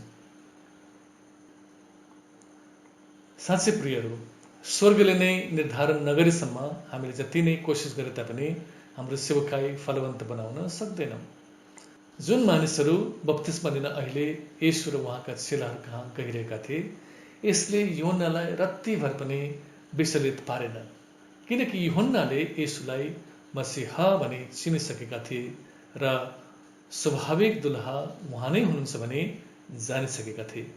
अनि दुल्हासित जानु नै उपयुक्त हुन्छ। हामीले एउटा कुरो के सिक्न सक्दछौँ भन्दाखेरि, कतिपल्ट प्रभुका सेवकहरूको बिचमा पनि आपसमा यस प्रकारको एउटा नराम्रो प्रतिस्पर्धाको भावना हामी देख्दछौँ। अहिले जुन आजभरिको चलनचल्तीको भाषामा, अङ्ग्रेजी भाषामा के भन्छ भन्दाखेरि सिप स्टिलिङ भन्दछ, अथवा भेडाहरू अर्काको मण्डलीको भेडाहरू चोर्ने, है प्रलोभन दिएर चाहिँ आफ्नो मण्डलीमा बोलाउने अनि त्यसपछि मण्डली फुटाउने, यस्ता खालका कुराहरू आज हामी इसाई जगतमा देखिरहेका छौँ। एकदमै एउटा ठुलो विडम्बना हो यो चाहिँ, किनभने यी सबै कुराले चाहिँ ख्रिस्टको महिमा हुँदैन। यसले के देखाउँछ भन्दाखेरि हामीमा एक प्रकारको हतार छ। हाम्रो मण्डली ठुलो होस् भन्ने हामी सबैमा चाहना हुँदछ। हरेकमा आफ्नो सेवकाई चाहिँ एकदमै बढेर गएको होस्, सेवकाईले चाहिँ उन्नति गरेको होस् भन्ने हामी चाहँदछौँ। तर संसारका मानिसहरू जस्तै खुट्टा तान्ने, त्यसपछि धकेल्ने, यस प्रकारको प्रवृत्ति जुन हामी देख्दछौँ, यसले चाहिँ मण्डलीको यसले कुभलो गर्दछ र परमेश्वरको महिमा यसबाट हुँदैन। परमेश्वरको महिमा यसबाट रत्तिभर पनि हुँदैन, किनभने परमेश्वर यस प्रकारको सेवकाईलाई उहाँले कदर गर्नुहुन्न, यस प्रकारका सेवकहरूलाई उहाँले कदर गर्नुहुन्न। हामी त एउटै शरीरका अङ्गहरू हौँ र हामी एउटै परमेश्वरको राज्यका हामी सहकर्मीहरू हौँ।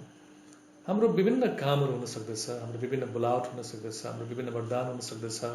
कसैले 5वटा तोडा पाएको हुन सक्दछ, कसैले 2वटा तोडा पाएको हुन सक्दछ, कसैले एउटै मात्र तोडा पाएको हुन सक्दछ। यदि हामीलाई सुम्पिएको यो जिम्मेवारी हामीले बुझ्यौँ र हामी सबैजना परमेश्वरको एउटा ठुलो खेतका खेताला हौँ भनिकन यदि हामीले यो सत्यलाई जान्दछौँ भने हामीहरूमा प्रतिस्पर्धाको भावना हुँदैन अनि हुनु हुँदैन। किनकि आखिरकार हामीले त एउटै परमेश्वरको राज्यमा काम गरिरहेका छौँ, विभिन्न भूमिकामा काम गरिरहेका छौँ र सबै भूमिकालाई यदि हामीले जब एक ठाउँमा राख्दछौँ, सबै भूमिका हामीले चाहिँ जब आफ्ना भूमिकालाई हामी पुरा गर्दछौँ, अन्तमा गएर चाहिँ परमेश्वरको काम नै, परमेश्वरको राज्यको काम नै अगाडि बढ्दछ। अनि यसमा कसैको खुट्टा तान्ने, कसैको आरिस गर्ने, कसैको ईर्ष्या गर्ने, षड्यन्त्र गर्ने, कसैको मण्डलीका सदस्यलाई चाहिँ प्रलोभन देखाएर हुँदछ कि चोरी गर्ने, यी सबै कुरा त एकदमै अजिम्मेवारपूर्ण, एकदमै त्यसलाई के भन्छ एउटा चाइल्डिस कुरा हो, एकदमै बचपनाका कुराहरू हुन्। अनि यी सबै कुराहरू चाहिँ यी सबै कुराद्वारा परमेश्वरको महिमा हुँदैन। आउनुहोस् अब हामीहरू 29 पदलाई हेर्नेछौँ, यूहन्ना 3 अध्यायको 29 पदलाई। यहाँ के लेखेको छ भन्दाखेरि जससँग दुलही छ दुल्हा त्यही हो। दुल्हाको मित्र जो उसको छेउमा खडा हुन्छ उसको स्वर सुनेर अत्यन्त आनन्दित हुन्छ। यसकारण मेरो यो आनन्द अब पूर्ण भएको छ। उहाँ बढ्नु तर म चाहिँ घट्नु आवश्यक छ। यूहन्ना 1 अध्यायको 20 पदमा यूहन्नाले आफू येशूको अग्रदूत मात्र भएको र त्यसभन्दा बढी नभएको कुरा बताइसकेका छन्। येशूलाई दुल्हा, उहाँका सबै शिष्यहरूलाई दुलही र आफूलाई चाहिँ तिनले केवल दुल्हाको मित्र अथवा दुल्हाको साथीको संज्ञा दिएका छन्। यहाँको समक्ष म अर्को एउटा रोचक कुरा बाँड्न गइरहेको छु। मेरो विवाह हुन अघि विभिन्न समयमा म लगभग 5 पल्ट दुल्हाको मित्र अथवा लोकन्ते बन्ने मैले सौभाग्य पाएको छु। मेरो लागि सौभाग्य नै हो। 5 पल्ट म लोकन्ते पाएँ, त्यसपछि मात्र मेरो विवाह भयो। मित्रहरूको विवाहमा बेस्ट म्यान अथवा लोकन्ते अथवा दुल्हाको साथी हुनु भनेको निकै सौभाग्यको कुरो पनि हो। म यसलाई सौभाग्यको कुरा नै म सम्झदछु। विवाहमा सबैको प्रमुख ध्यान केवल 2 जनामा मात्र हुँदछ अथवा हरेक व्यक्तिको नजर विवाहमा 2 जना व्यक्तिमा मात्र टिकिरहेको हुँदछ। एकजना दुल्हा र अर्को चाहिँ दुलही। किनकि विवाहको दिन ती 2 जनाको हो र तिनीहरू नै सारा बधाई, शुभकामना, उपहारहरूका योग्य हुन्छन्। साथै ती 2 जनाको कारणले नै विवाहको समारोहमा आनन्द, हर्ष, उमङ्ग छाएको हुँदछ। एकजना बेस्ट म्यानको भूमिका चाहिँ सबै मानिसहरूको ध्यान दुल्हामा केन्द्रित गर्न साथै दुल्हालाई सबै जनाको सन्मुख उच्च पार्नुहुन्छ। त्यो मेरो आफ्नो अनुभवले भनिरहेको छु। दुल्हा र दुलहीको आपसमा मिलन नभएसम्म दुल्हाको मित्रको एकमात्र उद्देश्य केवल यही हुन्छ र यही हुनुपर्छ। जब 2 जनाको मिलन हुन्छ, दुल्हाको मित्रले आफूलाई ओझेलमा राख्न पर्छ। ऊ अगाडि आउने होइन, अरू मानिसहरूको ध्यान आफूतर्फ खिच्ने होइन, तर दुलहालाई अगाडि सारेर चाहिँ आफू ओझेलमा हुनुपर्दछ। एउटा बेस्टम्यान भएर सिकेको कुरा चाहिँ मैले यो हो। अनि साँच्चै नै यूहन्नाले चाहिँ उहाँले के भन्नुहुन्छ भन्दाखेरि म चाहिँ अस्त हुनुपर्छ, उहाँ चाहिँ उदयमान हुनुहुन्छ, म चाहिँ अस्त हुनुपर्छ, मेरो भूमिका अब केही समयको लागि मात्र छ, त्यसपछि म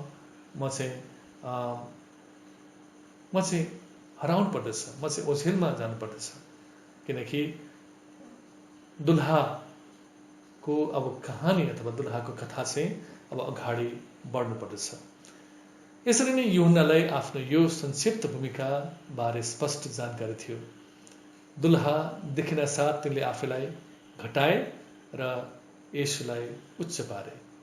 जबसम्म येशू प्रभु आउनु भएन, जबसम्म येशू प्रभु चित्रमा अथवा पिक्चरमा देखिनु भएन, तबसम्म यूहन्नाले एकदमै एउटा प्रभावशाली सेवाकार्य गर्नुभयो। धेरै धेरै मानिसहरूलाई चाहिँ उहाँले बप्तिस्मा दिनुभयो।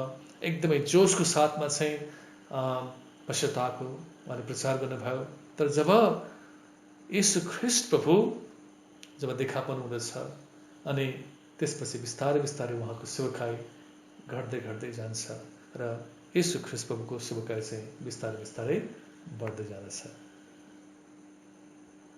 यूहन्ना जस्तै अन्य सबै अगमवक्ताहरूको भूमिका पनि मानिसलाई ख्रीष्टसम्म डोराउनु थियो। अनि साथै हिब्रू 1 अध्यायको 1 पदले पनि त्यही कुरा भन्दछ। हामी आउनुहोस् अब हिब्रू 1 अध्यायको 1 पदलाई हामी पढ्नेछौँ।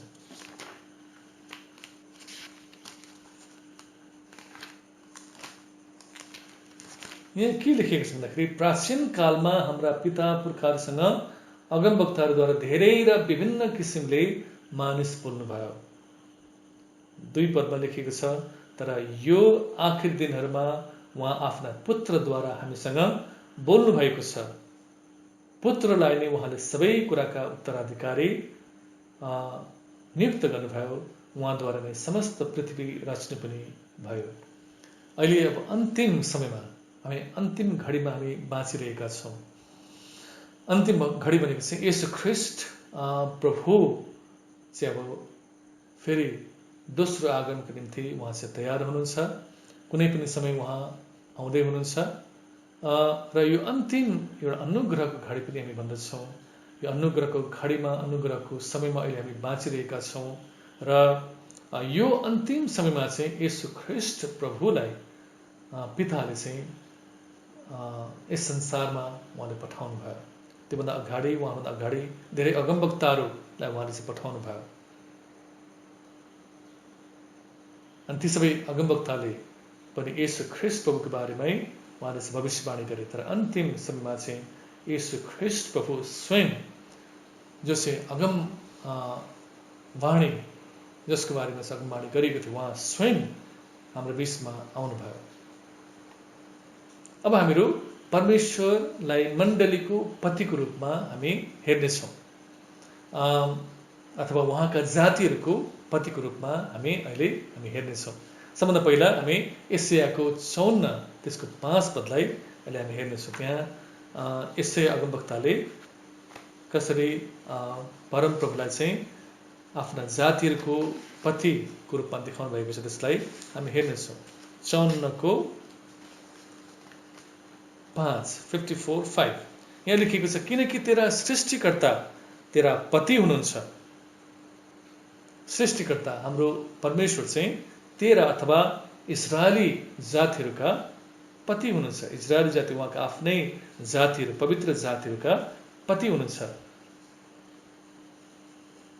उहाँको नाउँ सर्वशक्तिमान परमप्रभु हो। इजरायलका परम पवित्र तेरा उद्धारक हुनुहुन्छ। उहाँ उद्धारक पनि हुनुहुन्छ अनि उहाँ सारा पृथ्वीका परमेश्वर कहलाइनुहुन्छ। देख्नुभयो, यशाया अगमवक्ताले येशू ख्रीष्ट माफ गर्नुहोस्, यशाया अगमवक्ताले सृष्टिकर्ता परमेश्वरलाई, सर्वशक्तिमान परमप्रभुलाई इजरायली जातिको पतिको रूपमा उहाँले यसरी चित्रण गर्नुभएको छ। त्यसै गरिकन होशे 2 अध्यायको 19 पदले पनि यही कुरा हामीलाई बताउँदछ। होशे 2 अध्यायको 19 पदले पनि यो कुरा हामीले बताउँदैछ। हामी पढ्नेछौँ। म तँलाई सधैँको निम्ति मेरी पत्नी तुल्याउनेछु।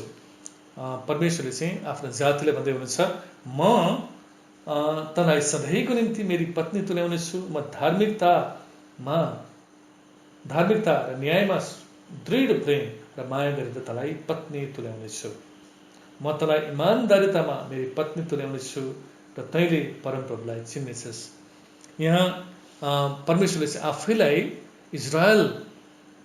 इजरायलीहरूको पतिको रूपमा उहाँले चाहिँ प्रस्तुत गर्दै हुनुहुन्छ। उहाँले के प्रतिज्ञा गर्नुहुन्छ भन्दाखेरि न्यायमा दृढ प्रेम र माया गरेर तँलाई पत्नी तुल्याउनेछु।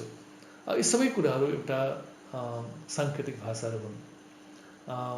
यी सबै कुराहरू हामीले लिटरली हामीले लिनु हुँदैन, तर हामीले के कुरा बुझ्नुपर्छ भन्दाखेरि कि परमेश्वरमा जुन प्रकारको एउटा समर्पणता छ, आफ्नै दुलहीप्रति आफ्नै पत्नीप्रति जुन प्रकारको समर्पणता छ, यही कुरालाई हामी पछि गएर एफएसीको पुस्तकमा पनि पढ्नेछौँ। उहाँ एउटा पति जस्तै आफ्नै पत्नीप्रति चाहिँ उहाँ वफादार हुनुहुन्छ र समर्पित हुनुहुन्छ।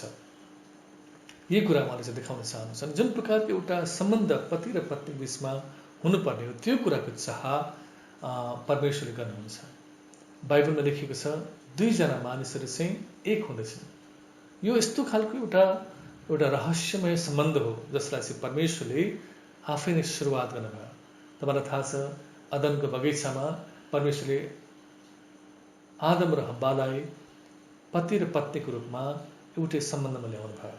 ती 2 अलग अलग व्यक्तित्वहरू थिए, तर जब उनीहरूको विवाह बन्धन भयो, एउटा यस्तो प्रकारको सम्बन्धको विकास उनीहरूको बिचमा भयो, जुन सम्बन्ध चाहिँ एउटा विचित्रको सम्बन्ध हो।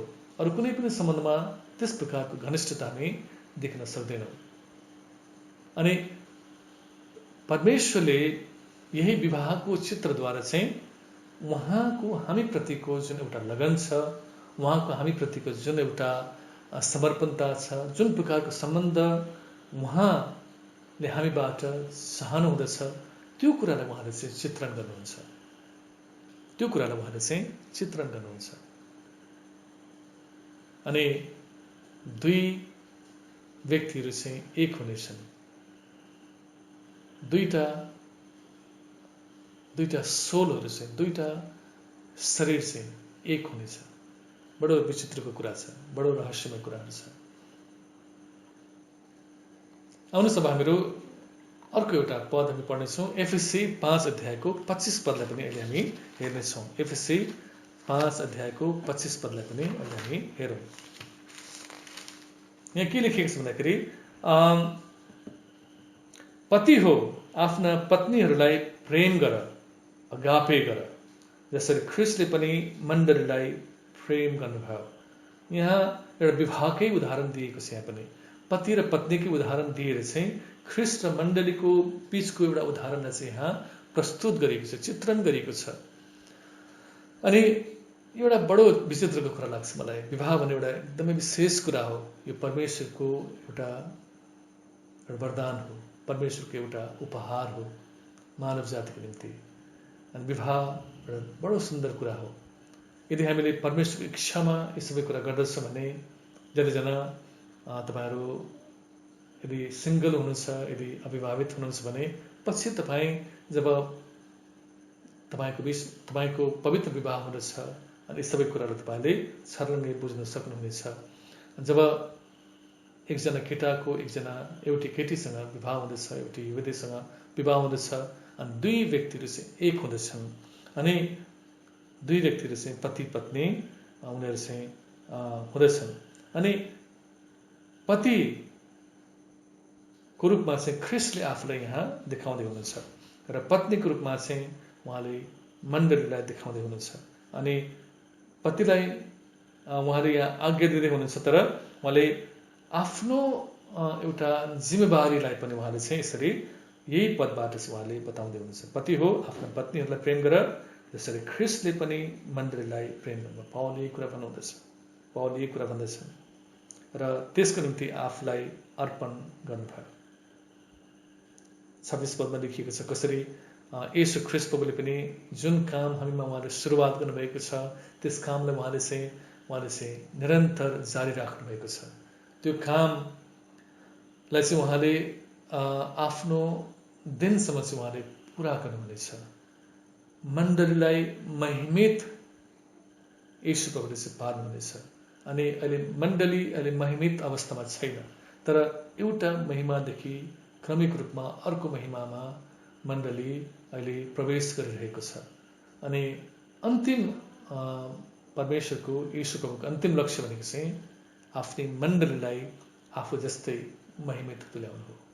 तेजस्वी, ओजस्वी, प्रतापी, चाउरिन परेको, दाग नआएको, कुनै धब्बा नभएको, एकदमै निष्कलङ्क, चोखो, पवित्र परमेश्वर पिताको अगाडि उहाँले पवित्र परमेश्वर पिताको अगाडि उहाँले चाहिँ प्रस्तुत गर्नको लागि यसरी उहाँले दिनदिनै आफ्नै दुलही, आफ्नै पत्नी मण्डलीलाई चाहिँ उहाँले आफ्नो वचनद्वारा, वचनको पानीले चाहिँ उहाँले धुँदै हुनुहुन्छ, पखाल्दै हुनुहुन्छ।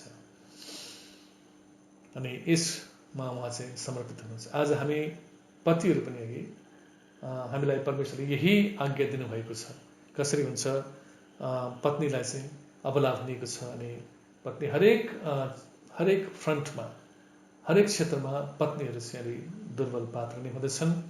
उनीहरूलाई हामीले कसरी हुन्छ हामीले वचनले धोएर उनीहरूलाई कसरी हुन्छ उनीहरूलाई विश्वासमा चाहिँ मजबुत बनाएर, अझै बलियो बनाएर उनीहरूलाई हामीले चेरिस गरेर हामीले ख्रिस्टमा बनाउनु पर्ने, ख्रिस्टमा निर्माण गर्नुपर्ने। अब आउनुहोस्,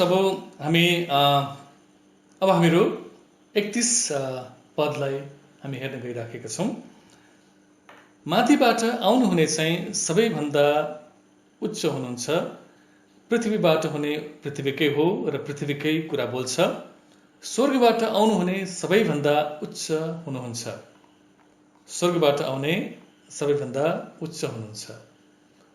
स्वर्गीय अनि पृथ्वीका थोकहरू बीच कुनै तुलना हुन सक्दैन।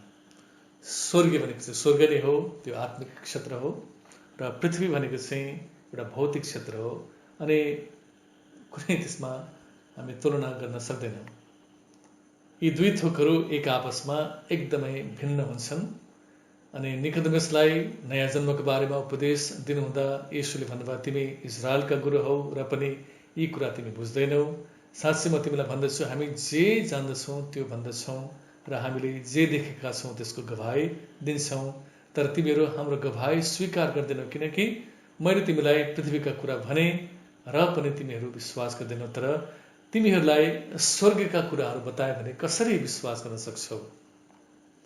स्वर्गबाट ओर्ली आउने मानिसको पुत्र बाहेक अरू कोही पनि स्वर्ग उक्लेको छैन। यूहन्नाले आफ्ना चेलाहरू अघि येशूलाई स्वर्गबाट आउनु भएको भनी पुनः परिचित गराएका छन्। यूहन्नाले आफैलाई पृथ्वीको र पृथ्वीकै कुरा गर्ने व्यक्ति भनी मानेका छन्। अनि उहाँ त एउटा सामान्य व्यक्ति हुनुहुन्थ्यो। उहाँ स्वर्गबाट आउनुभएको होइन। उहाँको पिता र माता पृथ्वीकै हुनुहुन्थ्यो। येशू ख्रिस्ट प्रभु त स्वर्गबाट आउनुभएको। अनि उहाँहरू दुई बीचमा कुनै पनि यसरी तुलना हुन सक्दैन र यूहन्नाले यो कुरालाई स्वीकार गर्दछन्।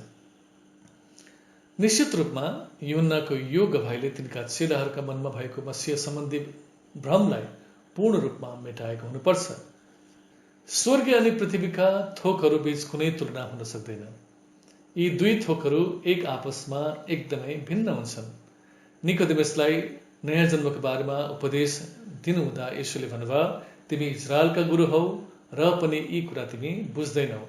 साँच्चै म तिमीलाई भन्दछु, हामीले जे जान्दछौँ त्यो भन्दछौँ र हामीले जे देखेका छौँ त्यसको गवाही दिन्छौँ, तर तिमीहरू हाम्रो गवाही स्वीकार गर्दैनौ। मैले तिमीलाई पृथ्वीका कुरा भने र पनि तिमीहरू विश्वास गर्दैनौ। तर तिमीहरूलाई स्वर्गका कुराहरू बताए भने कसरी विश्वास गर्न सक्छौ? यहाँ हामी के देख्दछौँ भन्दाखेरि कि येशू प्रभुले निकोदेमसलाई पृथ्वीकै कुराहरू बताउनु भयो। उहाँले भन्नुभयो, निकोदेमस, तिमीलाई चाहिँ नयाँ गरिकन जन्मनुपर्छ। तिमीलाई नयाँ गरिकन जन्मनुपर्छ। परमेश्वरको राज्यमा प्रवेश गर्नको लागि तिमीलाई एकचोटि फेरि नयाँ गरिकन जन्मनुपर्छ। यो उहाँले एउटा उपमाको रूपमा उहाँले चाहिँ यो कुरालाई भन्नुभयो। तर निकोदेमस एउटा इजरायलको धर्मगुरु भएर पनि, शिक्षक भएर पनि यो कुरालाई उहाँले बुझ्न सक्दैनन्। अनि येशूले भन्नुहुन्छ, अझ मैले तिमीलाई पृथ्वीका कुराहरू मैले तिमीलाई भनेको छु, अझ मैले तिमीलाई स्वर्गका कुराहरू भने के हुन्छ होला, तिमीले बुझ्न सक्दैनौ। अनि यहाँ यूहन्नाले पनि त्यही भन्दछन्, माथिबाट आउनुहुने चाहिँ सबैभन्दा उच्च हुनुहुन्छ। येशू प्रभु चाहिँ सबैभन्दा उच्च हुनुहुन्छ। सबै अगमवक्ताहरूभन्दा, पृथ्वीका अन्य जति पनि मानिसहरू छन् ती सबैभन्दा उच्च हुनुहुन्छ। अनि पृथ्वीबाट हुने पृथ्वीकै हो, म चाहिँ पृथ्वीबाट हुँ र म पृथ्वीकै हुँ र पृथ्वीकै कुरा म बोल्दछु। येशू प्रभुले पृथ्वीका कुरा पनि बोल्न सक्नुहुन्छ, उहाँले स्वर्गका कुरा पनि बोल्न सक्नुहुन्छ। स्वर्गका कुराहरूलाई बुझाउनको लागि पृथ्वीका कुराहरूलाई लिएर चाहिँ उहाँले उखान भन्न सक्नुहुन्छ, उहाँले बुझाउन सक्नुहुन्छ। तर म चाहिँ पृथ्वीकै कुरा मात्र बोल्दछु, अथवा जुन कुरो मलाई भन्नको लागि पठाइएको छ त्यही कुरा मात्र म भन्न सक्दछु, त्योभन्दा बाहेक म अरू केही पनि भन्न सक्दिनँ भनिकन यसरी यूहन्नाले भन्दछन्। अनि स्वर्गबाट आउनुहुने सबैभन्दा उच्च हुनुहुन्छ। माथि पनि त्यही कुरा तिनले भनेका थिए, सबैभन्दा उच्च हुनुहुन्छ। उहाँले जे देख्नु र सुन्नु भएको छ त्यसको गवाही उहाँ दिनुहुन्छ, तर उहाँको गवाही कसैले ग्रहण गर्दैन।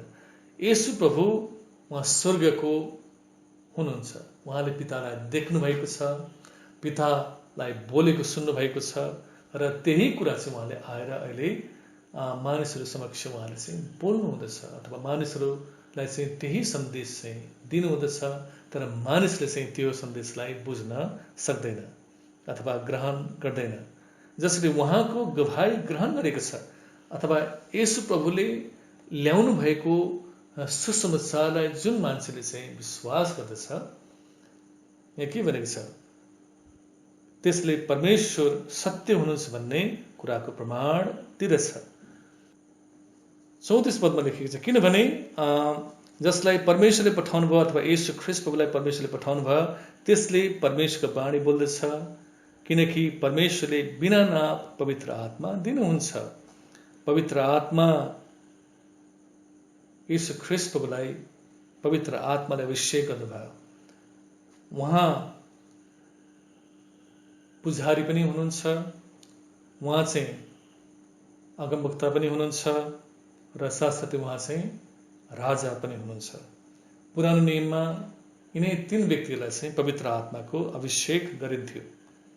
अनि पुरानो नियममा यी 3 व्यक्तिहरू चाहिँ बेग्ला बेग्लै व्यक्ति हुँदथे, पुजारी, अगमवक्ता, राजा। तर येशू ख्रीष्ट प्रभु तिनैजना हुनुहुन्थ्यो। उहाँ पुजारी पनि हुनुहुन्छ, राजा पनि हुनुहुन्छ, अनि साथै उहाँ अगमवक्ता पनि हुनुहुन्छ। र उहाँमा जुन अभिषेक छ, पवित्र आत्माको अभिषेक छ, अनि त्यो अभिषेक चाहिँ बिना नापको छ, त्यसमा कुनै पनि सीमा छैन। पिताले पुत्रलाई प्रेम गर्नुहुन्छ, यो कुराको पुष्टि चाहिँ योभन्दा अगाडि पनि गरिएको छ। जब येशू ख्रीष्ट प्रभुको पानीको बप्तिस्मा हुँदछ, माथि आकाश खोलिँदछ, अनि आकाश खोलिएपछि माथि आकाशवाणी हुँदछ र पिताले पुत्रलाई उहाँले भन्नुहुँदछ, म तिमीसँग प्रसन्न छु, म तिमीसँग प्रसन्न छु। यो कुरा यहाँ गरिएको छ। किनकि परमेश्वरले बिना नाप पवित्र आत्मा दिनुहुन्छ, पिताले पुत्रलाई प्रेम गर्नुहुन्छ र सबै थोक उहाँकै हातमा दिनुभएको छ, जसमा मानिसहरू पनि पर्दछन्। हामीले त्यहाँ माथि हेऱ्यौँ, सबै मानिसहरू चाहिँ उहाँको अधिकारमा दिएको छ। सबै मानिसहरू, हामी तपाईँ सबै मानिसहरू चाहिँ उहाँको अधिकारमा दिएको छ, किनभने ती सबै मानिसहरू चाहिँ पिताबाट पुत्र कहाँ आउँदछन् र पुत्रले उनीहरूलाई अनन्त जीवन दिनुहुँदछ। म अब अन्तिम 36 पदमा पढ्न गइरहेको छु। जसले पुत्रमाथि विश्वास गर्छ त्यससित अनन्त जीवन छ, जसले पुत्रको आज्ञा पालन गर्दैन त्यसले जीवन देख्ने छैन, तर परमेश्वरको क्रोध त्यसमाथि रहिरहन्छ। परमेश्वरको क्रोध त्यसमाथि रहिरहन्छ। विश्वास गर्नु भनेको के हो? विश्वास गर्नु भनेको आफ्नो आत्मिकी सुरक्षाका सबै कुराहरू परमेश्वरमा समर्पण गर्नु, सुम्पनु, केवल उहाँमा मात्र निर्भर हुनु। विश्वास मुखले मात्र गरिँदैन, तर विश्वास हृदयले पनि हामीले गर्नुपर्नेछ। अनि जब हामीले आफ्नो सम्पूर्ण कुराहरू, हाम्रो आत्मिकी, हाम्रो भविष्यका कुराहरू, सबै कुरा हामी जब परमेश्वरलाई अर्पण गर्दछौँ, परमेश्वरमा समर्पण गर्दछौँ, अनि एकदमै इमान्दारिता साथ हामी परमेश्वरमा पूर्ण रूपमा निर्भर हुँदछौँ भने चाहिँ त्यसैले हामी विश्वास भनेको हामी भन्दछौँ। अनि अनन्त जीवन भनेको चाहिँ यही अनियस भन्दछ। अघि मैले तपाईँलाई भनिसकेको छु, अनन्त जीवन भनेको चाहिँ परमेश्वरको जीवन, कहिले पनि नटुङ्गिने परमेश्वरको जीवन। र त्यो जीवन तिनीहरूले पाउँदछन् जसले चाहिँ पुत्रमाथि विश्वास गर्दछन्, पुत्रमाथि भरोसा गर्दछन्, आफ्नो सम्पूर्ण आत्मिकी भविष्यहरू चाहिँ पुत्रमाथि चाहिँ पूर्ण रूपमा समर्पण गर्दछन्। अनि तिनीहरूलाई चाहिँ परमेश्वरले अनन्त जीवन दिनुहुँदछ। हामी प्रभुलाई धन्यवाद दिन्छौँ। आज येशू ख्रीष्ट प्रभुले हामी सबैको निम्ति अनन्त जीवनको प्रबन्ध गर्नुभएको छ। येशू ख्रीष्ट प्रभु संसारमा आउनुभयो अनि उहाँ आउनुभएर चाहिँ अनन्त जीवनको मार्ग उहाँले चाहिँ खोल्नु भएको छ। हामीले अरू केही पनि गर्नु पर्दैन, केवल येशू ख्रीष्ट प्रभुमा हामीले विश्वास गर्नुपर्दछ। उहाँले सिद्ध्याउनु भएको काममा हामीले विश्वास गर्नुपर्दछ र त्यो विश्वासमा रहिरहनु पर्दछ। शैतानले हामीलाई हाम्रो बाटोमा हामीलाई चाहिँ नाना किसिमको बाधाहरू त्यसले राख्ने कोसिस गर्दछ।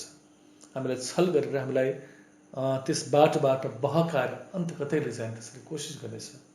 तर पनि हामी येशू प्रभुको त्यो साँघुरो बाटोमा हामी हिँडिरहनु पर्दछ। अनि येशू ख्रीष्ट प्रभु हाम्रो साथमा हुनुहुन्छ। येशू ख्रीष्ट प्रभुले हामीलाई त्यस बाटोमा हाम्रो हात समातेर हामीलाई डोर्याउनुहुन्छ, अनन्त जीवनतर्फ हामीलाई चाहिँ डोर्याउनुहुन्छ। आज हामीले यही कुरा हेऱ्यौँ। बप्तिस्मा दिने यूहन्नाको पछिल्लो गवाही हामीले यही हेऱ्यौँ कि कसरी येशू ख्रीष्ट प्रभु चाहिँ उहाँ दुल्हा हुनुहुन्छ अनि हामी चाहिँ उहाँकी दुलही हौँ। यूहन्ना बप्तिस्मा दिनेले आफूलाई मित्रको रूपमा उहाँले प्रस्तुत गर्नुभयो। उहाँले दुल्हा र दुलहीलाई मिलाप गराइदिनु भयो। एउटा अग्रदूतको रूपमा आउनु भएर चाहिँ आएर चाहिँ हामीलाई मिलाउनु भयो। उहाँको काम सकियो, उहाँ जानुभयो। अहिले अब हाम्रो जुन दुल्हा र दुलहीको अथवा पति र पत्नीको जुन एउटा सम्बन्ध छ त्यसमा अहिले हामीलाई परमेश्वरले हामीलाई सहायता गर्दै हुनुहुन्छ, पवित्र आत्माले हामीलाई सहायता गर्दै हुनुहुन्छ र यो सम्बन्ध अझै गाडिँदै जानेछ, अझै घनिष्ठ हुँदै जानेछ जबसम्म हामीहरू त्यो सिद्धतामा हामी प्रवेश गर्दैनौँ, सिद्धतामा जब हामीसम्म पुग्दैनौँ तबसम्म चाहिँ यो प्रक्रिया चाहिँ जारी रहनेछ। प्रभुलाई धन्यवाद होस्। आजको अध्ययनले तपाईँलाई निश्चित रूपमा आशिषित पुर्याएको छ भन्ने म आशा गर्दछु। तपाईँलाई आजको सन्देश कस्तो लाग्यो? यदि तपाईँलाई यो सन्देशले आशिष पुर्याएको छ भने म तपाईँलाई अनुरोध गर्न चाहन्छु, तपाईँले च्यानललाई तपाईँले सब्सक्राइब गर्नुहोला। आफ्नो विचारहरू, आफ्नो आशिषहरू तपाईँले लेखेर पठाउनुहोला। त्यसले मलाई पनि उत्साह दिनेछ र मेरो लागि पनि प्रार्थना दिनुहोला। आउनुहोस् अब हामीहरू आजको अध्ययनलाई यही नै बिट मार्दै अब एउटा सानो प्रार्थना गर्नेछौँ र प्रार्थना गरेर हामी बिदा लिनेछौँ। प्रभुजी, तपाईँलाई धन्यवाद दिन्छौँ। तपाईँ प्रभु हाम्रो दुल्हा, हामी तपाईँकी दुलही।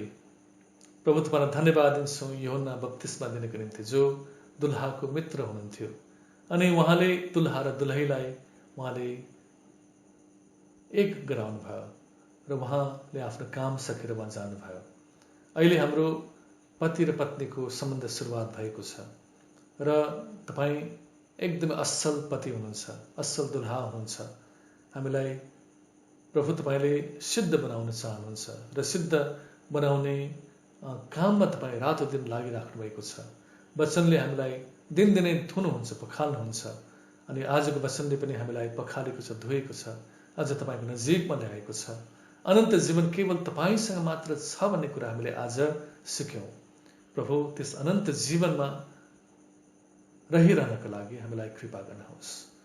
धन्यवाद दिन्छौँ यूहन्नाको यो अध्ययनको श्रृङ्खला, अध्ययनको यो शिक्षाको श्रृङ्खलामा हामीलाई तपाईँले कृपा गर्नुभएको लागि सबै धन्यवाद, सबै आदर भक्ति तपाईँलाई नै महिमा दिँदै, तपाईँलाई धन्यवाद चढाउँदै माग्दछु। हामीलाई प्रेम गर्नुहुने प्रभु येशू ख्रिस्टको नाममा, आमेन।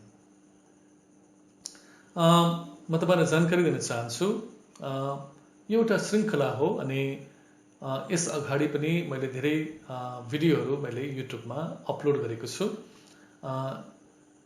जुन भिडियोलाई तपाईँले हेर्नुहोस् भन्ने म अनुरोध गर्न चाहन्छु, किनभने एउटा श्रृङ्खला हो। हामी एउटा पुस्तक अध्ययन गरिरहेका छौँ, एउटा कुनै प्रवचन होइन यो। यदि मैले प्रवचन गरे जस्तो तपाईँलाई लाग्यो भने म क्षमा चाहन्छु, तर मेरो उद्देश्य चाहिँ कसरी हुन्छ वचनलाई सिकाउने, वचनलाई चाहिँ सही तरिकाले सिकाउने, त्यही मेरो उद्देश्य हो। र तपाईँले यस अगाडिका युट्युब भिडियोलाई पनि तपाईँले खोजेर तपाईँले हेर्नुहोला। यो तपाईँले आफ्नो व्यक्तिगत अध्ययनको निम्ति पनि र अरूलाई तपाईँले सिकाउनको लागि पनि यो एउटा सामग्रीको रूपमा तपाईँले प्रयोग गर्न सक्नुहुन्छ।